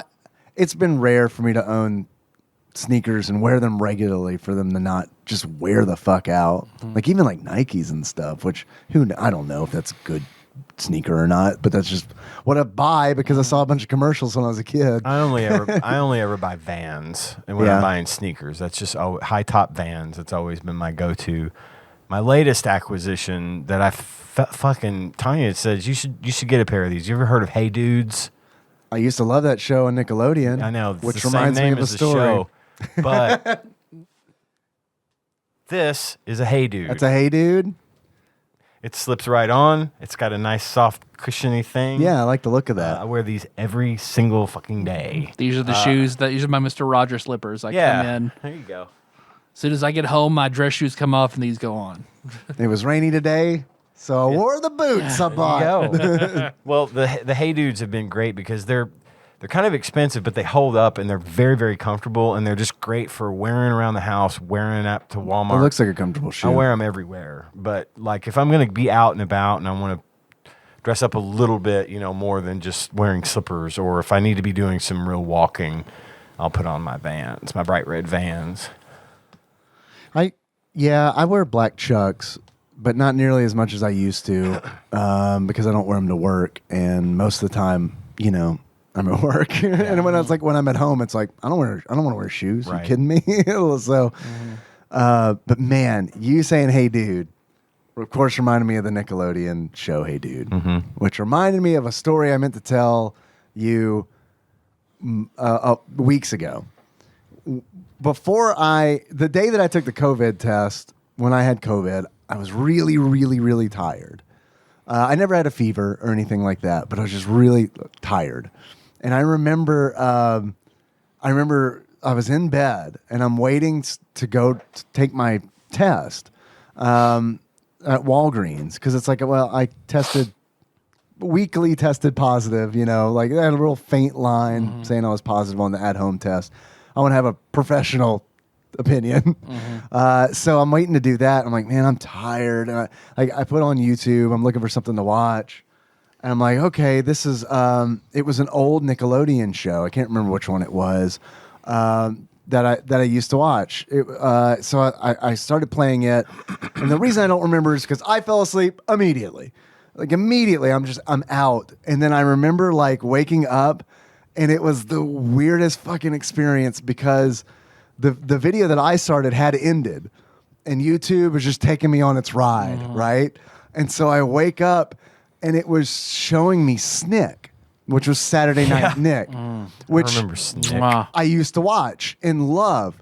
But what I didn't realize was his bucket list. Snick couch. The Snick couch. That's right. What didn't register to me at the time was I was watching.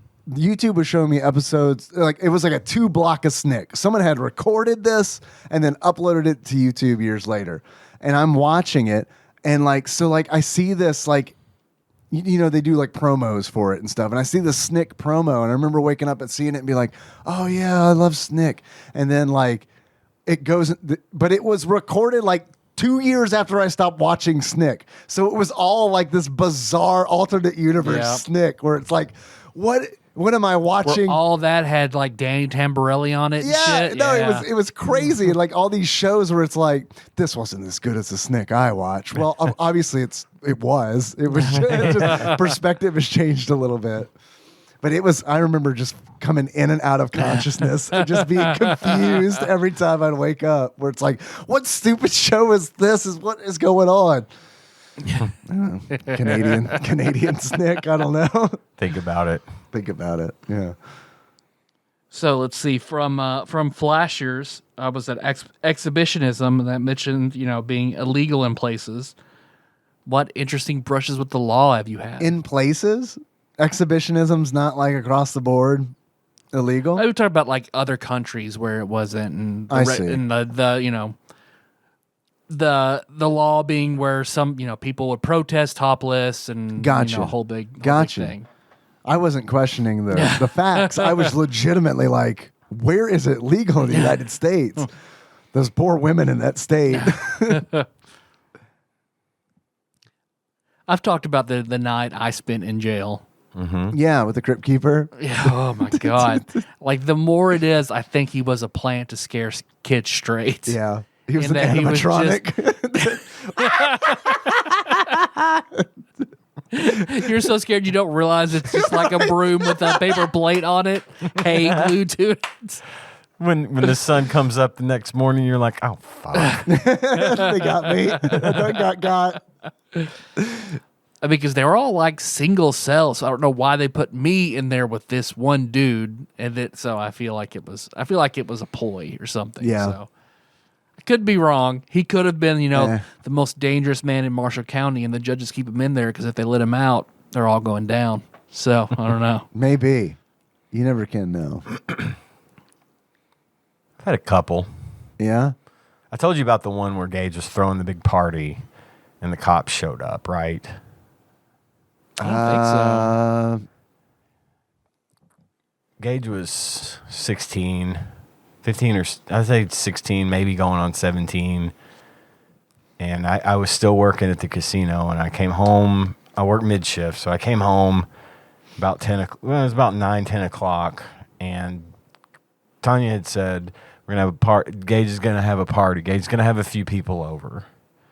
And by the time I got there were fucking 50 people in the carport outside yelling, screaming, loud music. There was somebody brought trash cans full of beer. I mean, it was bad. It was real bad. And so eventually, No, I don't think I've heard this story. eventually, I pulled up. I was still driving my red race car, my red Miata, or no, my Eclipse. And Don't take that to the safari park.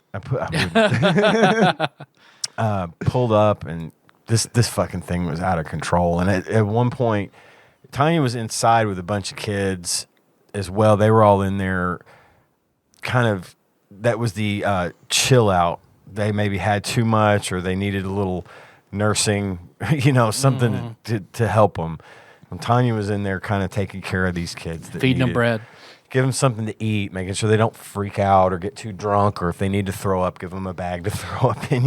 She was sort of triage, right? Spew. The fucking whole football team ended up showing Good up. Lord. It's just one of those things like you see in movies where the party went viral, right? Yeah. And at one point, I'm like actually having to raise my voice so loud, just shut the fuck up. You guys are going to get caught. Because by this point, they're all so drunk, I didn't want them to leave, But I wasn't going to be the guy who calls all the parents. I'm like, all right, we got this. I got this. Well, I didn't, That's a lot to take on. It is. It is, but what do I know? Sure. No, I'm saying it's honorable. That's your decision. You're King Leonidas against the. But man, yeah, that's rough. Naturally, the cops got called, and they showed up, and of course the kids scatter. Mm-hmm. They're running in every direction, and I'm standing there. I'm still wearing my dress clothes for work, and they come up to us. And I distinctly remember there was this great big guy and this kind of stumpy black woman that walked up to me. Says, "Is this your house?" I'm like, yeah, it is. Were you aware of all this going on? I said, no. I mean, I just got home. I was in the process of trying to break this up, which I wasn't. But I just got here and I just saw this. And she goes, "You mean to tell me you didn't know anything about this? You just got here?" I'm like, yeah. She goes, "Which car is yours?" She's trying to be all Perry Mason on me, right? Sherlock goes, "Which car is yours?" And I pointed to my red Mitsubishi Eclipse that I drive like a bat out of hell. And she goes, I point at that, and she walks up to the hood and slaps the hood. "This car?" I'm like, yes, that's my car. See, the engine is still very hot. Are you okay, officer? I'm fine. So anyway, Gage, they start calling parents who show up and pick up kids, but somehow they were like, "Where's your wife?" I said, "I guess she's inside asleep." What she was really inside doing was hiding with all of the super drunk kids to keep them from being seen. They were literally taking they were laying on the ground in the living room and like up the steps and stuff, staying out of the windows. So nobody see. I said, she's inside asleep. My son was going to have some friends over. Word spread. It just got out of control, and we were just trying to shut this thing down safely because I knew there was going to be a lot of people drinking, and we didn't want any drinking and driving. You know, I gave them the whole spiel. They lectured us for a minute. They lectured Gage. They did all this. The parents came, pick them up. No one ever pressed charges against me, and nobody got in trouble. That's and then, good. like, we managed to extricate, after the cops left, we managed to get all the drunk kids home safely. Either their parents came and got them, or we got them home, took them home, whatever. I could have gone to jail for a long time for that night because there was a lot of underage drinking going on. It's very, very bad. Very bad. It was bad. I got a fake ID though. It was rough. That was a close call for me. Real close. Damn. That didn't happen again. We learned our lesson from that one. But that's my brush with the law. One of probably a couple. Do you want to hear others? You want to hear more? Yeah, I don't have whatever, one. man. So yeah. Previously, I mentioned I used to race cars a lot, and me and my friend Dane, who you know, were big. Sex whale. Sex whale. We were a big drag strip. We go to the drag strip a lot, and we would do stoplight races. I thought we were big stuff. drag queens. Yeah. Sex whale. We He were. was a Look, sex whale people drag can have queen. more than one hobby. Well, if you've ever been to Paducah, which nobody that listens to this show have, but there's this place out at the far west part of Paducah called it used to be called the Information Age Park, which they built around the early to mid 2000s. I had sex out there. Just wanted to Yeah. share that. Not relevant to the story. Well, when they first built it, I mean, they put office buildings and stuff out there, which is where my current employer is located. But at the time, all they had done was paved the road, and the road goes from one main road in Paducah to another major road in Paducah straight across, and it's like all curvy and some straightaways and stuff, and it's bisected right down the middle by like a planter type thing where trees grow and stuff, right? Yeah. So you got one lane going this way, one lane going this way. Well, a buddy of mine, Dane and I, we got ourselves a couple of walkie-talkies, and we drag raced the shit out of that place. We went down and back a couple of times, and we were staying in touch with one another. And then we got down to almost to the end, and like 2 cops turned in with their lights on. Oh. Like lights. Uh-huh. Lights, yeah. Cherries and berries. We crisscrossed. We applesauced. Went Got the fuck out. the other. I crossed over into his side. He crossed You fast, over into he mine. furious. We fucking blew the doors out. We just ran. We just straight ran, and those fucking cops chased us, and we both managed to lose them. We lost the cops. You hear that, Ryan? You suck. We managed to stay far enough ahead to where they couldn't get our plates. We were a good. By the time we got turned around and they actually actively started pursuing us, we were probably a quarter of a mile away. So we got away and split and went different directions. And at one point, he ended up out at the fucking this part of town, and I ended up at this part of town. And we didn't have cell phones. We did, but we turned them off because we didn't want people to be able to track us, you know. And so finally we ended up meeting back up, and I thought he had gotten arrested and he thought I had gotten arrested. And I was like, I kept trying to reach him on the walkie-talkie because they were those like long range ones. You know? Mm-hmm.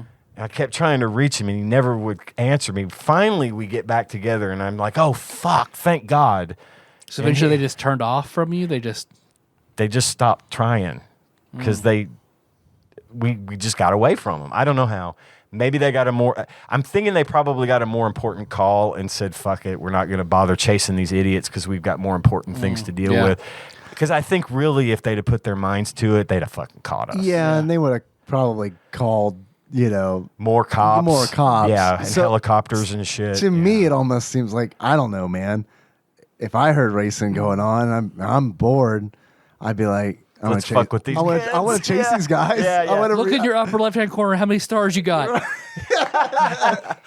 I don't know what happened. I'm not trying to say that we Duke boys these guys. Well, you got. I mean, rid of but them. you didn't get. We didn't get caught, and that's what's important. Yeah. But at one point when we met back up, I was like, man, I have been trying to reach you on the walkie-talkie for like an hour. Where the fuck have you been? Or where's your He said, I threw that out the window.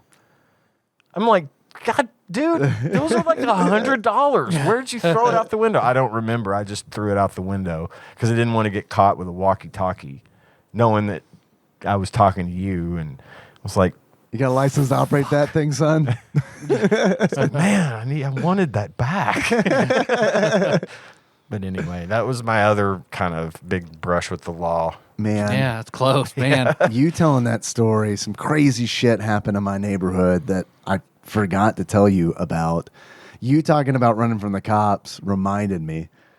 On Memorial Day, when my dad came in to visit, I was kind of feeling not super great. I just need to get out and about. I need to so I was like, I decided I'm just going to walk Clementine. Yeah.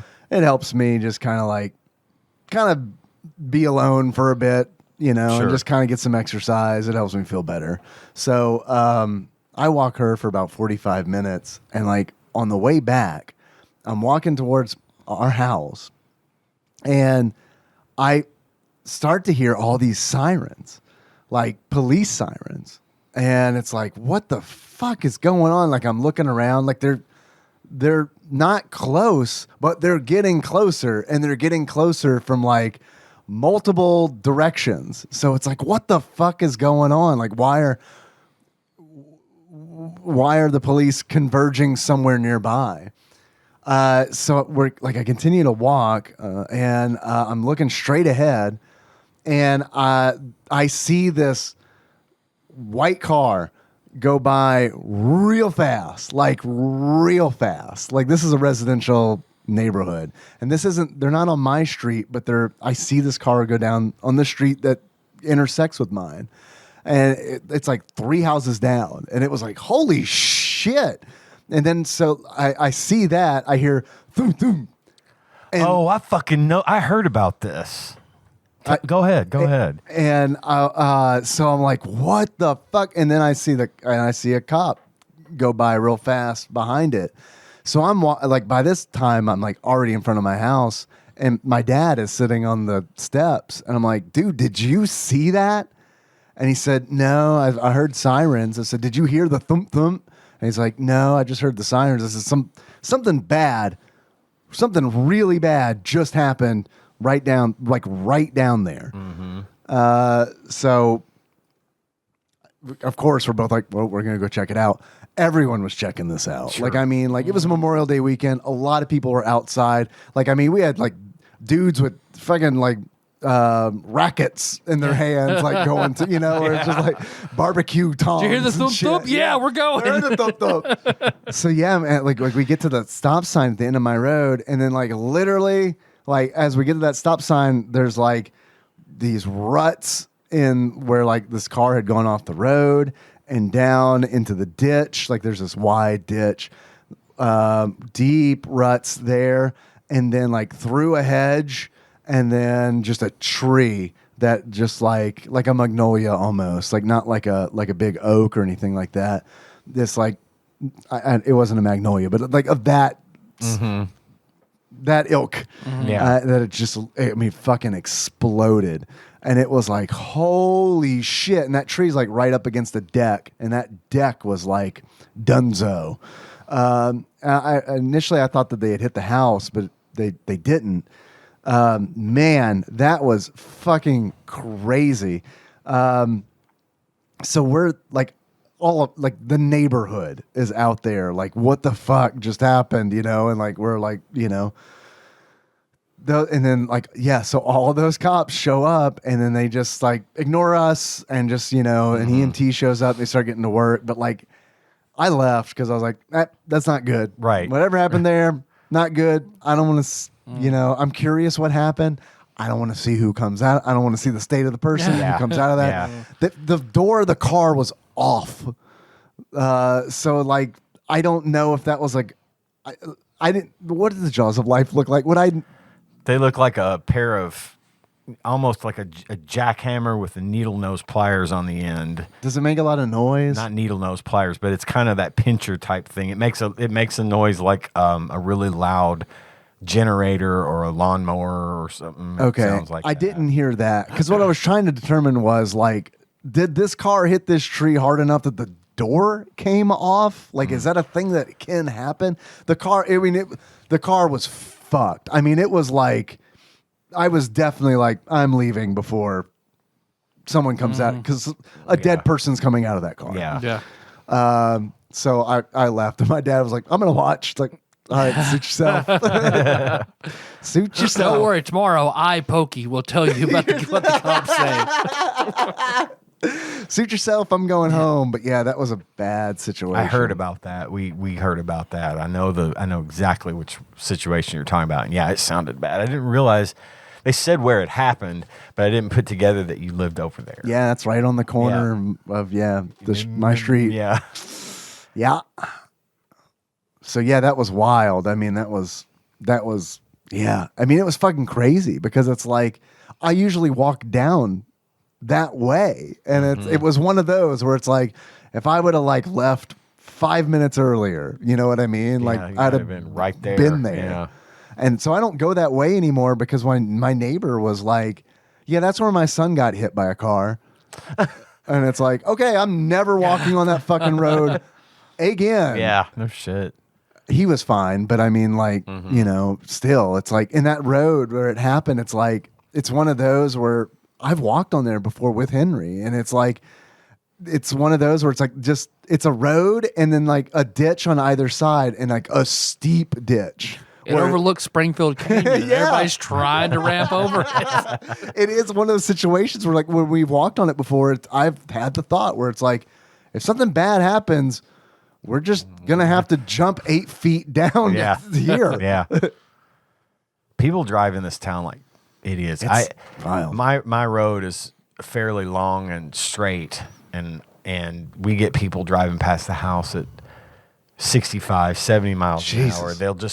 It's the same ones. They drive, a Dodge Charger or something, but even the ones that drive like shitty cars will just go super fast. And people have complained about it. They put one of those speed limit monitors on my street, the ones that says your speed, and if you go over the posted speed limit, the red and blue lights start. Yeah. Man, I've never gone that fast.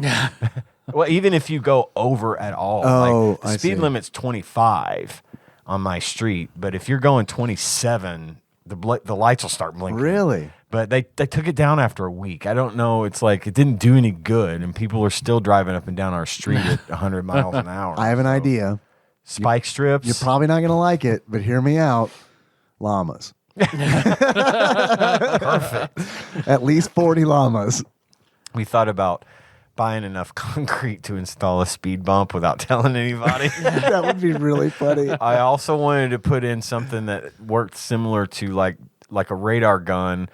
I used to park my truck right on the street, and it was someone put like red and blue light just constantly goes, so they see it and slow down instinctively. But then I thought I'd probably get in trouble for impersonating an officer. You're not supposed to have red and blue lights on your vehicle, so it's just dangerous. That's aqua and crimson, officer. It's not red and blue. Clearly. We live a couple blocks over from Park Avenue, and of course that might as well be the Indianapolis Motor Speedway.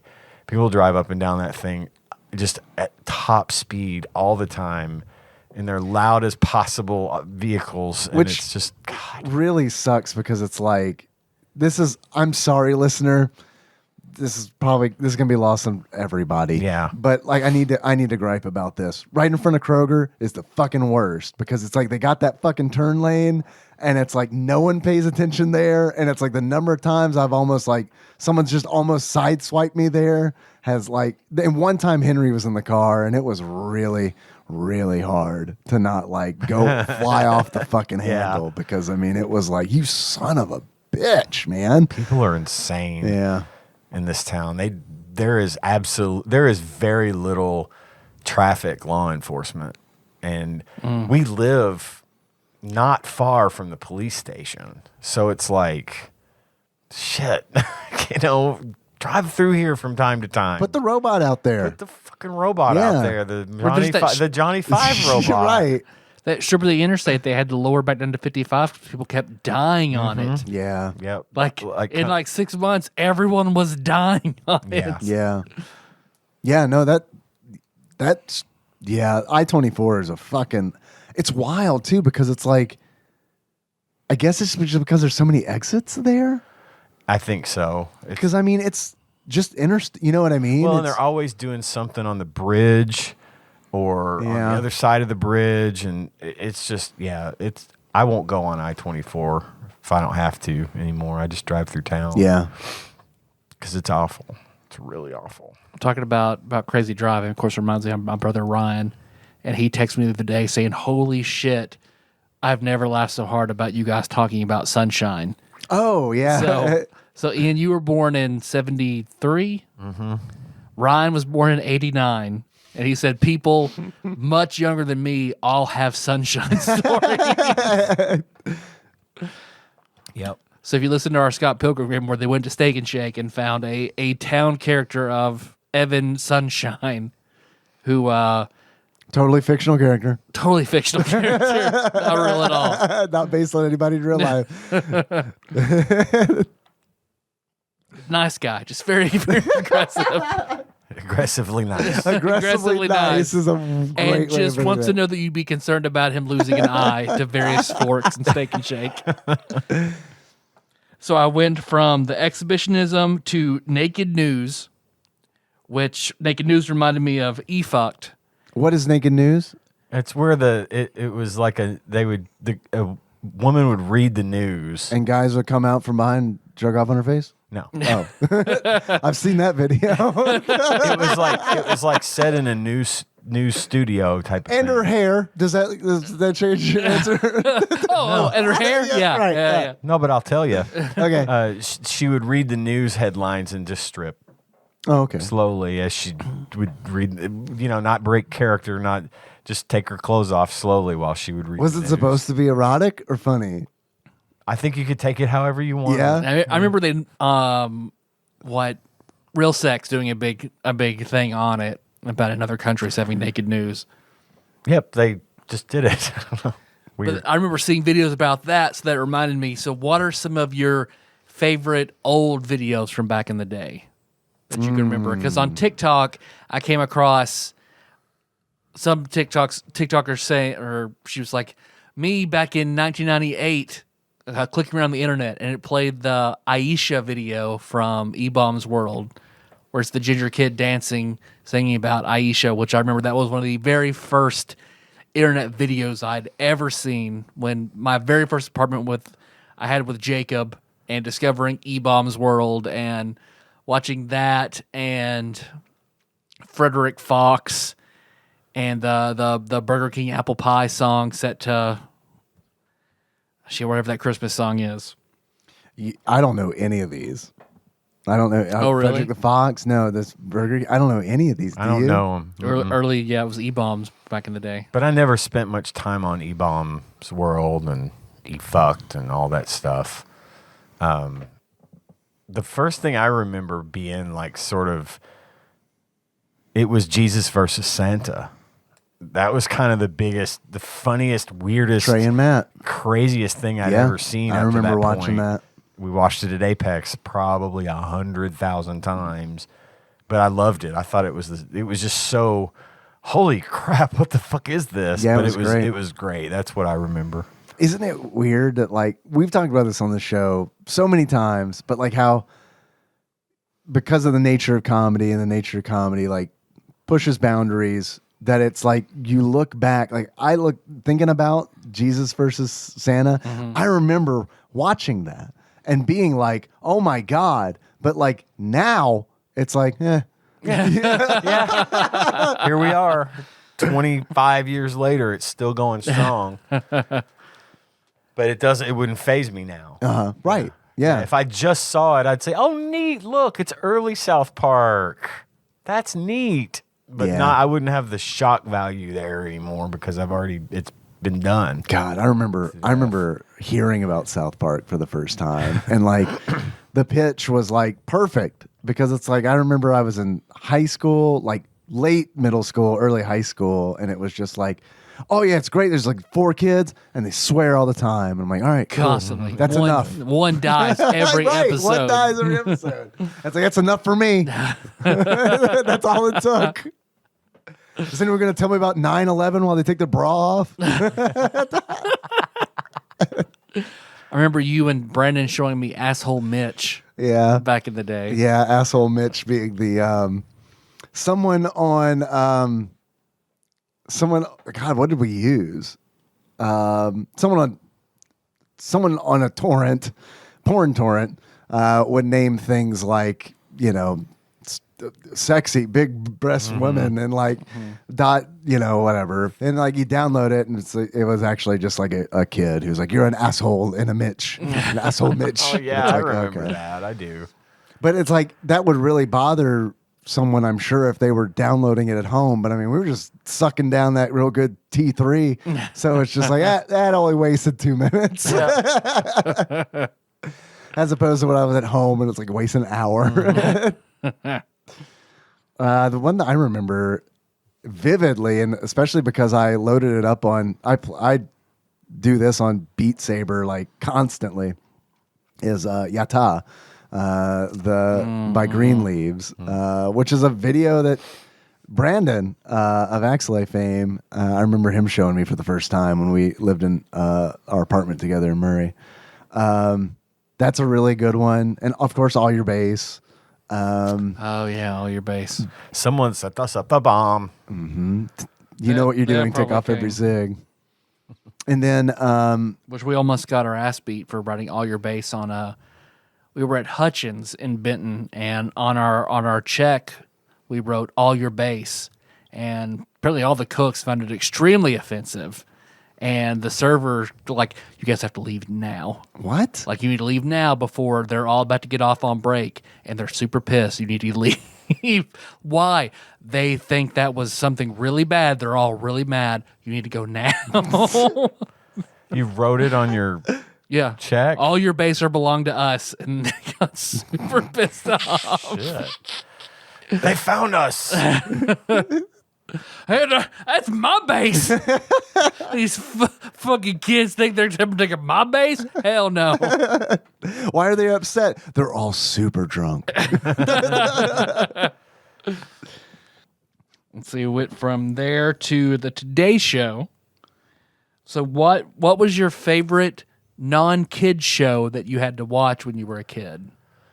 Had to watch Yeah, like if you were home from school, you had to watch it. You were over at your grandparents' house, and or chose to you watch. couldn't. Something you didn't necessarily choose to watch it. It was on, but it was the most tolerable thing that would forced come on. upon you because you only have one TV in the house. Yeah.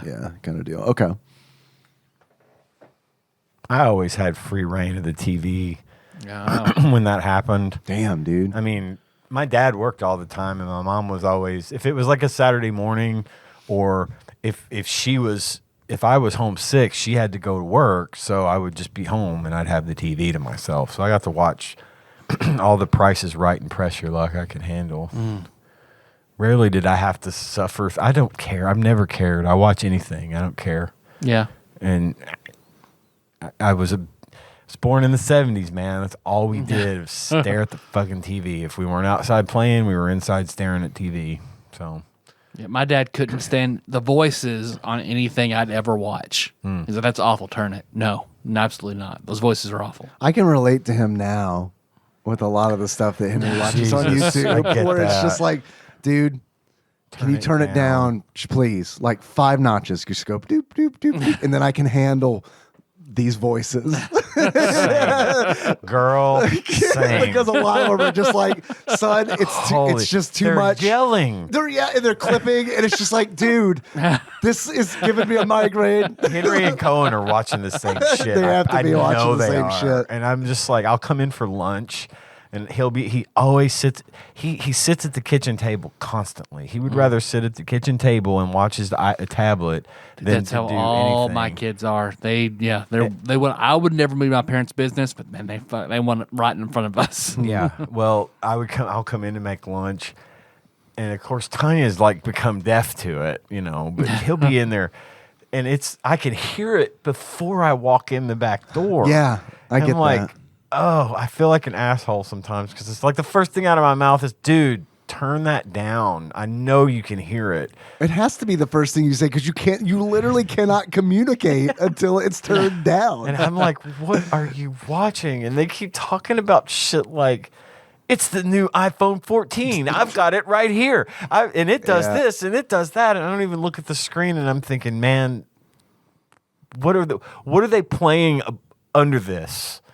That's got him locked in. You know what I mean? There's Right, some the subliminal subliminal shit going on here because this is terrible.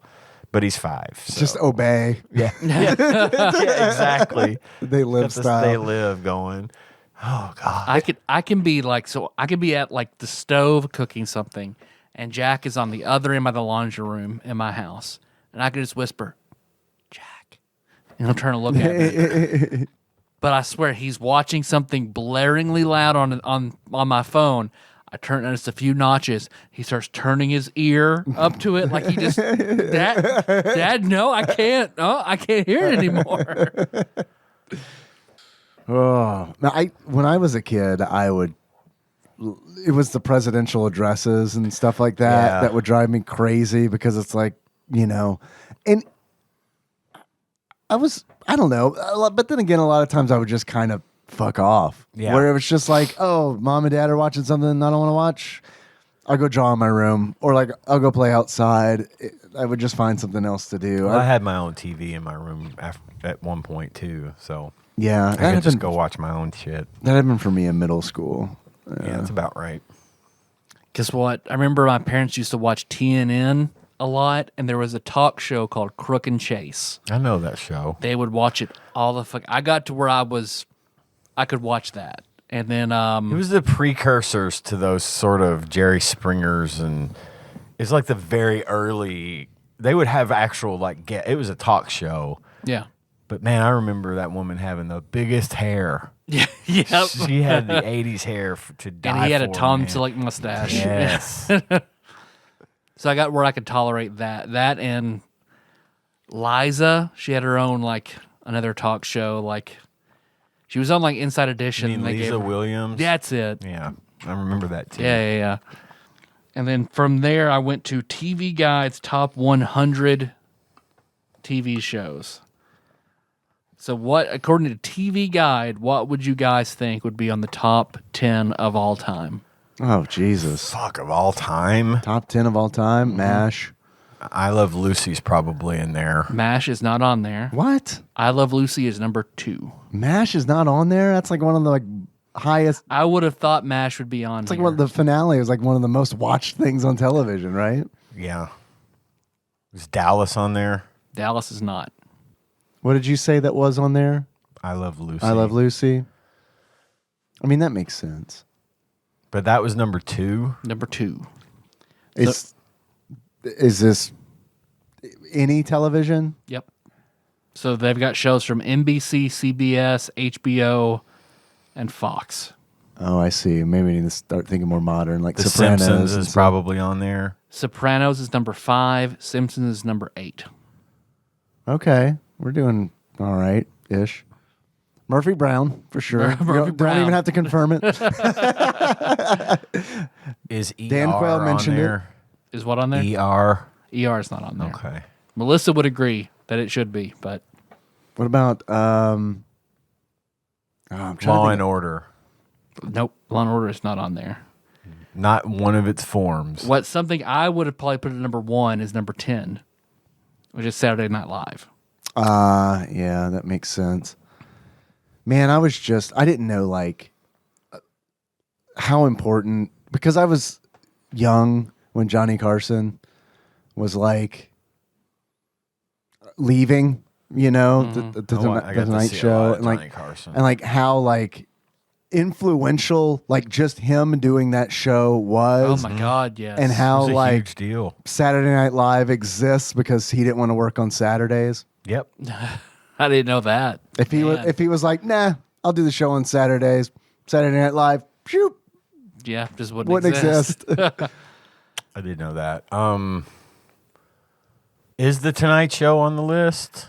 It is not, but The Late Show with David Letterman is number 7.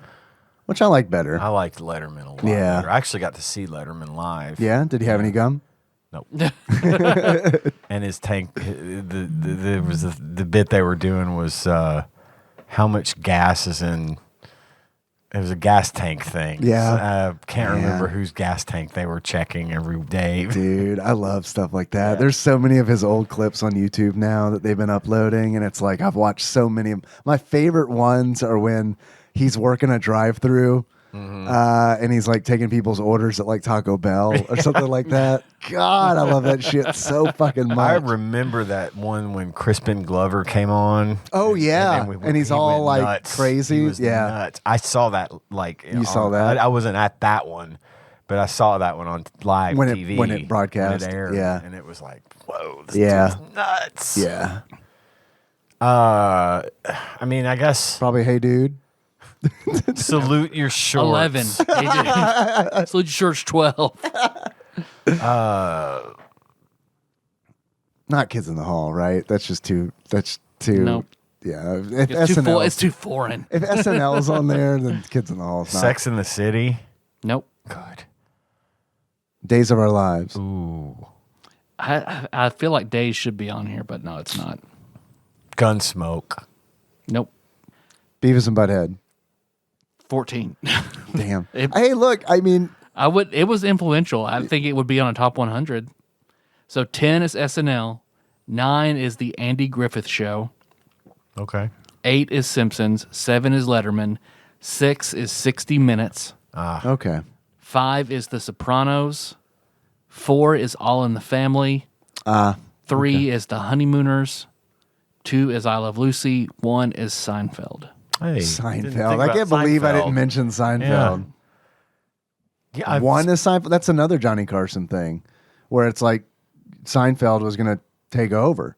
Like NBC wanted to reserve Seinfeld to take over for Carson, and in order to do that, they let him do that show, which they fucking hated, and then critics and audience liked it, so that there we became go. a thing. Yeah. yeah.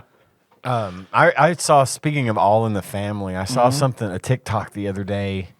They were going through and showing all these shows and how old the actors were that you thought they were a lot older. Oh, God. But I am currently, right this minute, older than Edith and Archie Bunker were when they were doing that That's show. fucking Lord. nuts. She was 47 and he was 46. He was 46. I would have both thought like 56 and 57. Now, unless they're just, I'm going off of a TikTok, so I don't know how accurate this Well, is. those were the days. But the whole thing Kelsey was Grammer was what, 29 in Right? Cheers? Yeah. But I think he came out of the womb looking like he did on Cheers. Maybe. You know, like I want to see baby photos of him. Yeah. I mean, it's the whole TikTok. They went through and showed all these old shows because the woman that was doing the TikTok that put it together, she's like my age, you know, or maybe just a slight bit older than me. But it was the whole knowing that I'm older now than all of these people were when they did their show, and I thought they were so much older. And yeah, I am older. According to that, I am older than both Edith and Archie from that show. So that was weird to see. There's a few others. I was like, I was also older than all the things they ran through, and I was like, Jesus, God, I am old. No, they're old. You're not. They're old. You're not. They're old. I'm forever You're never young. old. I'm Gen X. I refuse to grow up. I think that's all I've got for there. That's a good way to end strong on it. All right. Yeah. Very good. Especially since we hit our 2-hour mark. Anything else we want to do? Let's wrap it up. Okay. Well, thanks for listening, everybody. You can find the show on iTunes, not SoundCloud, Stitcher, Spotify, YouTube. Yes, it's Spotify. Just type us. Everywhere. Just type type us. TADPOG into any search engine. We'll be somewhere in the results. Yeah. So do you wanna send us something? We'll do more of these episodes. Open up a package. Send that to TADPOG Studios, care of Nicole Nance, PO Box 3785, Paducah, Kentucky 42002. Oh, hey, speaking of packages, I got one of those packages here. Here, I'll pass this over. Tyler's usually the package opener. So here is a sweet little note. Dearest Tadpog, I'd like to explain to you why I was dancing nude in Ian's house. She got right. She already heard the episode. She sent this from 1987. Ian, I knew sorry. this episode would happen, so I did this back in the past. I'm really sorry I've kept this from you for like 16 years, but I am that girl. I knew you looked familiar. In the distant past, I made this shadow box, and I may have even said I would send one to you at some point. So here it is. I vaguely remember something about the character alignment and Tyler and Dave not matching up with the characters in the shadow box. Since I only vaguely remembered it, I left it the way it was. If you find it unsettling to look at for this reason, feel free to put the shadow box in a paper shredder, give away the next person you meet, or throw it in a dumpster where a person like me would have found it. Enjoy it for its uniqueness, and then send it to a podcast that sometimes talks about video games. Let them decipher the meaning behind this artifact. With love, Apes and Capes. Oh, thank you, Apes and Capes. I'm going to see this. Five Below bag. It's off to a good start. What do you think? It's the properly... So it's the Chrono Trigger, only... Chrono Trigger fires, sitting around the fire scene. Dave, you are Frog, and I am Magnus. Yeah, I want to see that. That looks great. God, I love this. I love this so much. That's funny. That is funny. Thank you. Apes and Capes. Check out that store On Etsy. By far, like, amazing quality, and has the cheapest ones of these shadow boxes on Etsy by a fucking mile. Yeah, there's some good stuff on there. No, he's got ones that I don't see anybody else doing. Music ones and band one, like all sorts of movie clips. Like, he's above the par with everybody else. If you want to call us, 270-883-2555. Most importantly, we got that Patreon. But while I look at that, Ian, do you have any producers? I do have a list of our wonderful executive producers that donate $20 or more per month to the show, and I'm going to read that list right now. And I require you to hear this entire list. Do not fast forward. We will begin with cousin David Galino, Temporal Eternal Savior, Cubicle Monkey, Plinko Nick Price, executive producer Dig Duggy, Cthusiast Jeff Miners, Master Cycle Baron Kevin Link, Bantha Master, Gamebug Prime Nathan Eaton, Matt Gentile, a.k.a. Gentle G, congratulations on your marriage, Usurper Grimm, Princess Banana Hammock, Flavor Trick, Taryn Landon, Pinball Archmaids Chris Edler, we're sorry you couldn't be on this episode, Platinum member Brett Miller, Sandwich Pope Phil Hawkins, Nate from Utah, first-time caller, and Sick Jake, we're sorry you fell for the marketing. Thanks, guys. Yes, thank y'all very much. Nothing new on the Patreon.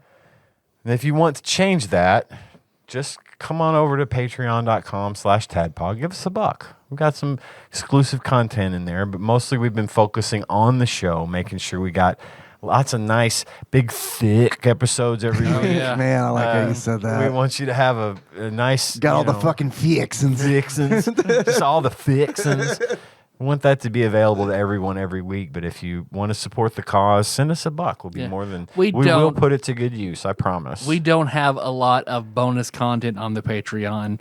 New bonus content. New. We got There's a lot of backlog content stuff. on there. Yeah. But we're very busy people. It is really hard to get another day in to record, even Yeah. if it's once a month. It is. I was talking to Tyler about this before you got over, Ian. Like, just where it's been since October since we've done any Patreon, and it's like I just don't know that it's like doing this, getting this out every Wednesday. Has gotten really hard. Yeah. It's gotten really hard. Well, and especially since we're doing the actual plays, and we've got Nicole and Sean we need to coordinate with, and then possible COVID scares and my editing. If I edit those episodes, takes a long forever, time. and that's why. But I feel like we just want to make sure the weekly show is good and full and entertaining for everyone. And I feel like any more that we try to stuff in might just be outside of that, might take away from what we do here every week. So just, I don't know, maybe it'll thin out. Maybe we'll have some time. Maybe we'll think of something fun and cool to do for Patreon. But in the meantime, those donations are super helpful. They're super put to super good use. And It's what keeps this show going. Yeah, for sure. With equipment and everything else that we need. And every little bit helps, but you're not required. We'd love to do the show. We put it out there because we like to do it. We think you like it. Even if you don't donate, that doesn't mean you don't like it. But if you want to do that, we'd be very appreciative of that if you would. Oh, yeah. Well, our theme song is Moves by Sycamore Drive. Link to that track from the show TADPOG.com. How you guys want to close it out? As our favorite television show. All right. Gosh, I don't even know. As our favorite. Was Happy Days not on there? How the hell was Happy how is Days Happy not on Days there? not It was in a on fucking Happy Weezer Days video. wasn't on there. You're right. Happy Day, yeah. Damn. Hey, the phrase "jump the shark" comes from Happy Days. Yep. I will never forget that scene in Arrested Development Yeah. where Henry Winkler jumps Man, over that shark. That little, they're standing on the dock talking about at the boat or whatever, and there's like a shark that someone had caught and laid on the pier, and he just hops over it. I was like, I laughed for an hour about that. Henry Winkler's pretty great. Like, Have you seen Barry? No, but I've heard it's amazing. Yeah, I wanna He's see really that. good in that one. I got a few episodes to get caught up on that, but that's a good show. It's our favorite TV. I'm just gonna be Fonzie. Okay. That's all. Let's all do this Fonzie. How about that? There we go. All right. So until next time. Tropical Capricorn. In my office. Aren't you a little old to be going to the school?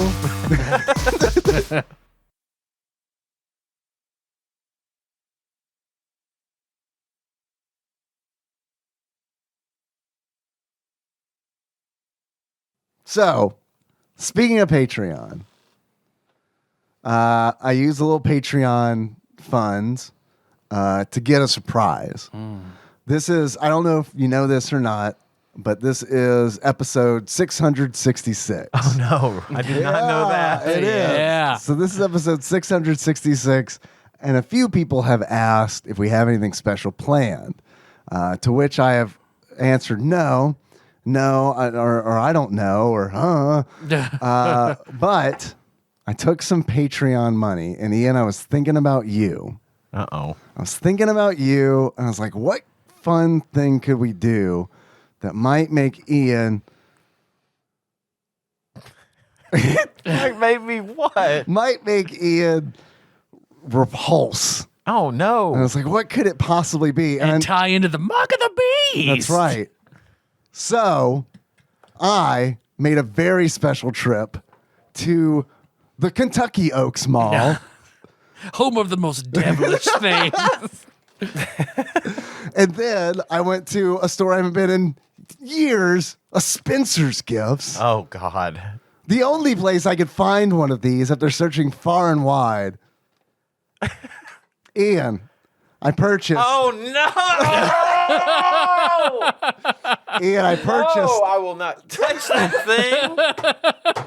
Damn you. Ian, I bought this with Patreon money. We have to use it on episode No. 666. No. Ian, it's an Ouija board. No. We have to. 666. No. We have to call up some form of a demon. I can't. I can't. What? I cannot do it. That was traumatic as fuck, Dave. I can't do it, man. But it was. You guys go ahead. I will watch from over there. I read the instructions that came with it. You have to do more than 2 people. We need you, Ian. Oh my fuck! How dare you bring that fucking thing in here? You It's new. We're only gonna talk to a demon. It's fine. no. It's just a lesser demon. Just a lesser demon. Yeah. Oh god. Damn Not even a you. Duke of Hell, just like a lesser demon. Yeah. Like a Ted Cruz of demons. It's not Grisot. God damn it! You are fucking killing me with this. Well, I mean, if you really don't want to, but I mean, I went to a lot of effort, and you know.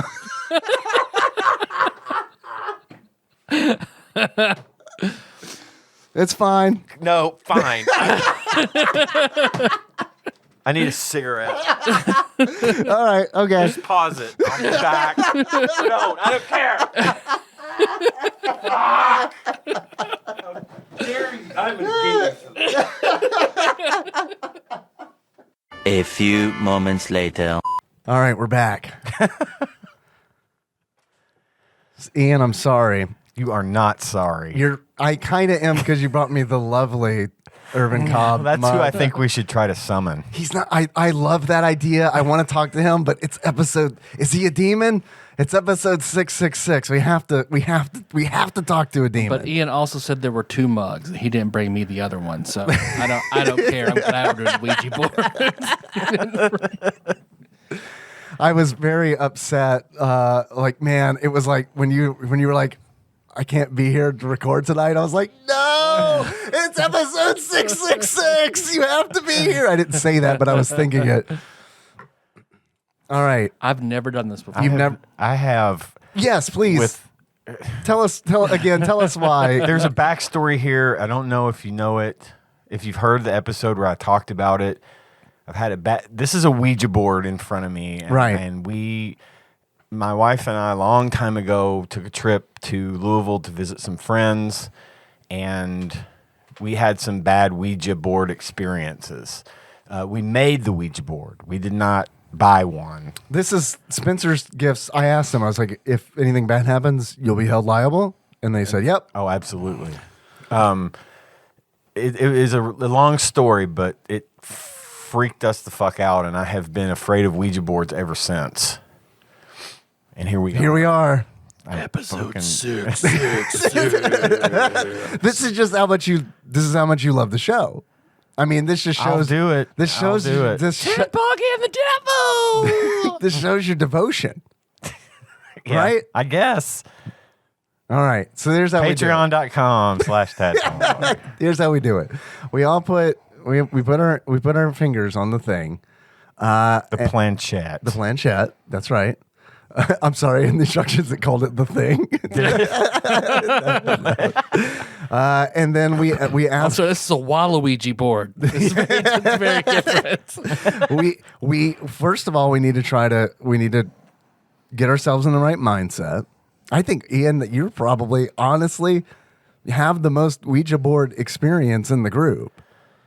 Well, I was very inexperienced when I did it, and it's like that if you take acid and you have a bad trip, Yeah. you never want to touch it again. By the way, in case you haven't noticed, I am wearing my demon protection bracelet. Okay, well, that's good. I don't think that'll affect the talking to the demon.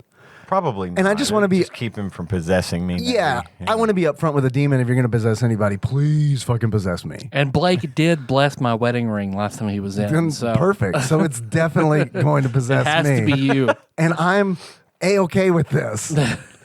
All right. So let's just kind of Come on, Marlena. Marlena? Marlena got possessed by the devil. Days of our lives. Yeah. Oh, what? Oh, yeah. Oh, Marlena got possessed twice Yeah. by the devil. He liked it so much the first time he got her again. Well, you know. She was kind of a hot item. So back you in just the day. barely put your fingers on it, correct? Yeah, you're just supposed to barely put your fingers on it, and then use. We need to find a demon. I So think you're like expressly not supposed to try to talk to a demon. yeah, so there's But it's episode 66. We have to. yeah, we have to. There's like what's the site? Is it WikiHow where it has all the crazy, silly illustrations and stuff Yeah. unintentionally? I looked up on there how to talk to a demon, and they were like, "Don't do that." Yeah. But I mean, Fuck all y'all good spirits. but here we are, and I accept the negativity. Come on. yeah, and they talked about like different ways that you can make sure that demons don't talk to you and stuff. But I was like, that goes against what we're actually trying There's to do. here. there's no salt in the garage, so we're good.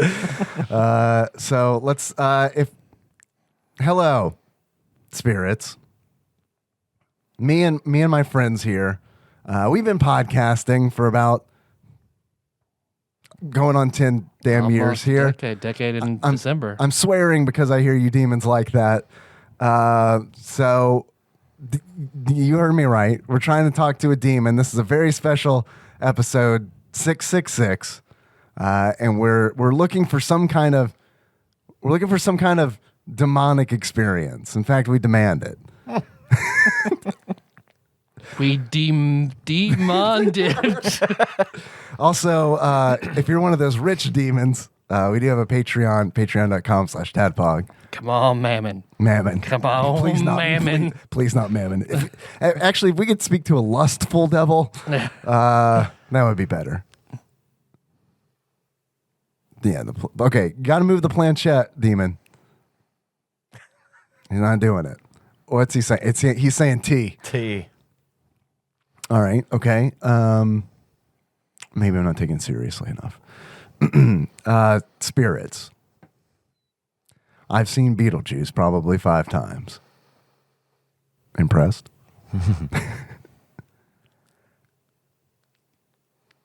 All right. Just for the listeners, it's not moving at all because we're all honest people. There's always that trope of you're moving. You're moving. Oh, you're it. moving. Yeah. I think that was in a commercial. Now we're doing. You're not moving it. You're not moving. None of us are moving it. See, I feel like it's wanting to drift toward Dave, though. Okay. All right. Here. No, I'm. Okay, it's moving a little bit. Tyler's moving it. You're moving it. All right. Okay. I swear upon Azazel. Oh, fuck, Azazel. Have you seen the movie Fallen? It's pretty good. Time. Denzel Washington, John Goodman. Yes, it is. All right, something's happening. It's moving. I guess we have to ask it a question. Because right now it's probably like, What do you want of us, you pussy ass demon? oh, there we go. There we go. Oh yeah, come on. It's moving. All right, it's going back to the T. Come on, you fucking asshole and a midge demon. What do you want to fucking do? What do you want to fucking do, demon? I invoke thee by thine own true name, demon. Come on. E? E? E fucked demon? That lines up. All right, it's on an E. So like a T and an E. Okay. S. S? All right, it's moving again. Come on, demon. What you want to fuck us? Why don't you buy a vowel, you bitch? You already had an E. I think it's on F now. ESF? I can't. I've got a weird angle, so I can't really tell.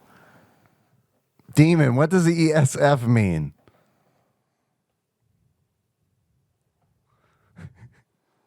You gonna say goodbye, you bitch? Is it too much?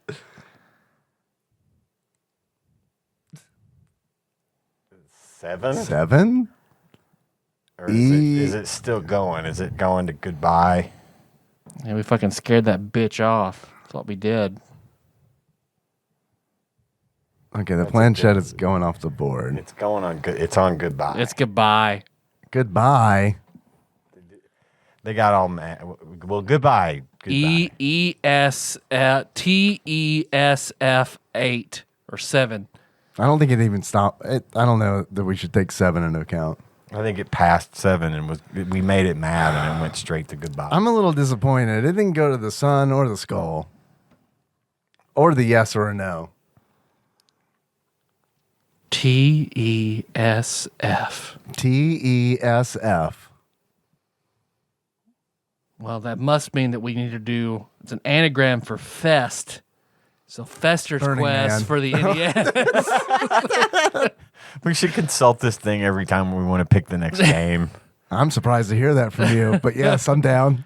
It would only take 30 minutes You're to go right. through it every time. I hope everybody's entertained. We've already done that one. We can do that. We can ask Clearly, the demon conjure a true demon and say, when we get back to a video game, what should the next video game You want to be? speak to the randomizer? summon We'll the approach actual- the randomizer. Yeah, the power behind the darkest spots. Oh, that's a squirrely bitch now, not some pussy ass it's demon. moving. It's moving. Who put Earthbound on the Ouija board? That's weird. I didn't know. I never noticed Earthbound. on here. 0. Is that more of a 9? It's kind of in between. It's almost like 90. Are you 90. Okay. All right. 90. All right, it's moving. 90K.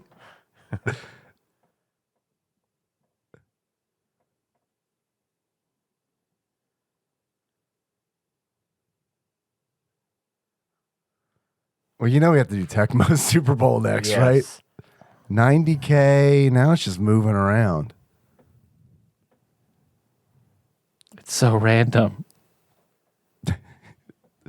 90K. All right. What you gonna land on, bud? 90K. D? Is that a G? 90 kg. 90 kilograms. What game? What game weighs 90 kilograms? I say I ain't done yet.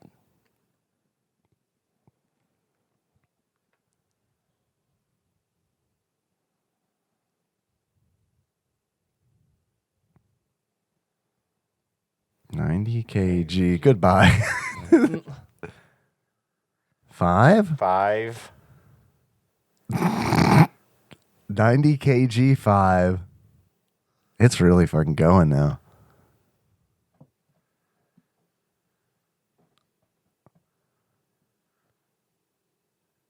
J. 90 kg. 5J. I don't know where we're gonna find this game.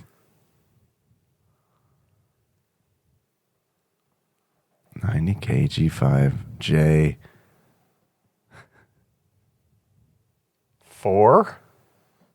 Oh, let me write this writing. down. 90 kg. What is it? 90 kg. J. 4. J4? It's a password. We're gonna have to put in. Oh, it's a demon. It might just be fucking with us. Fucking shit demon. It did say goodbye to us, and now Are it's you, talking are you a us again. Golgothan shit demon? It's going to yes.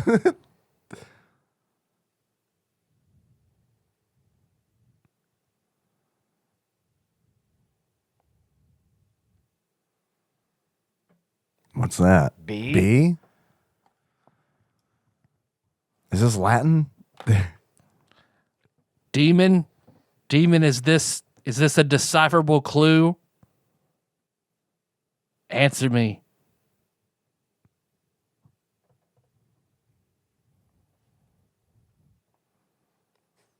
I mean, it's going towards no.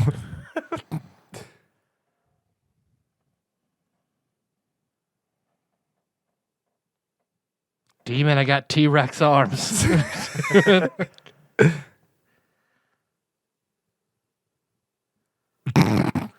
Was that an I? You? What is that? It's between J and K. Just kidding. JK. Okay. All right. fair. That's fair. All right. You're an expert, Demon. Which Diablo is better? 1, 2, or 3?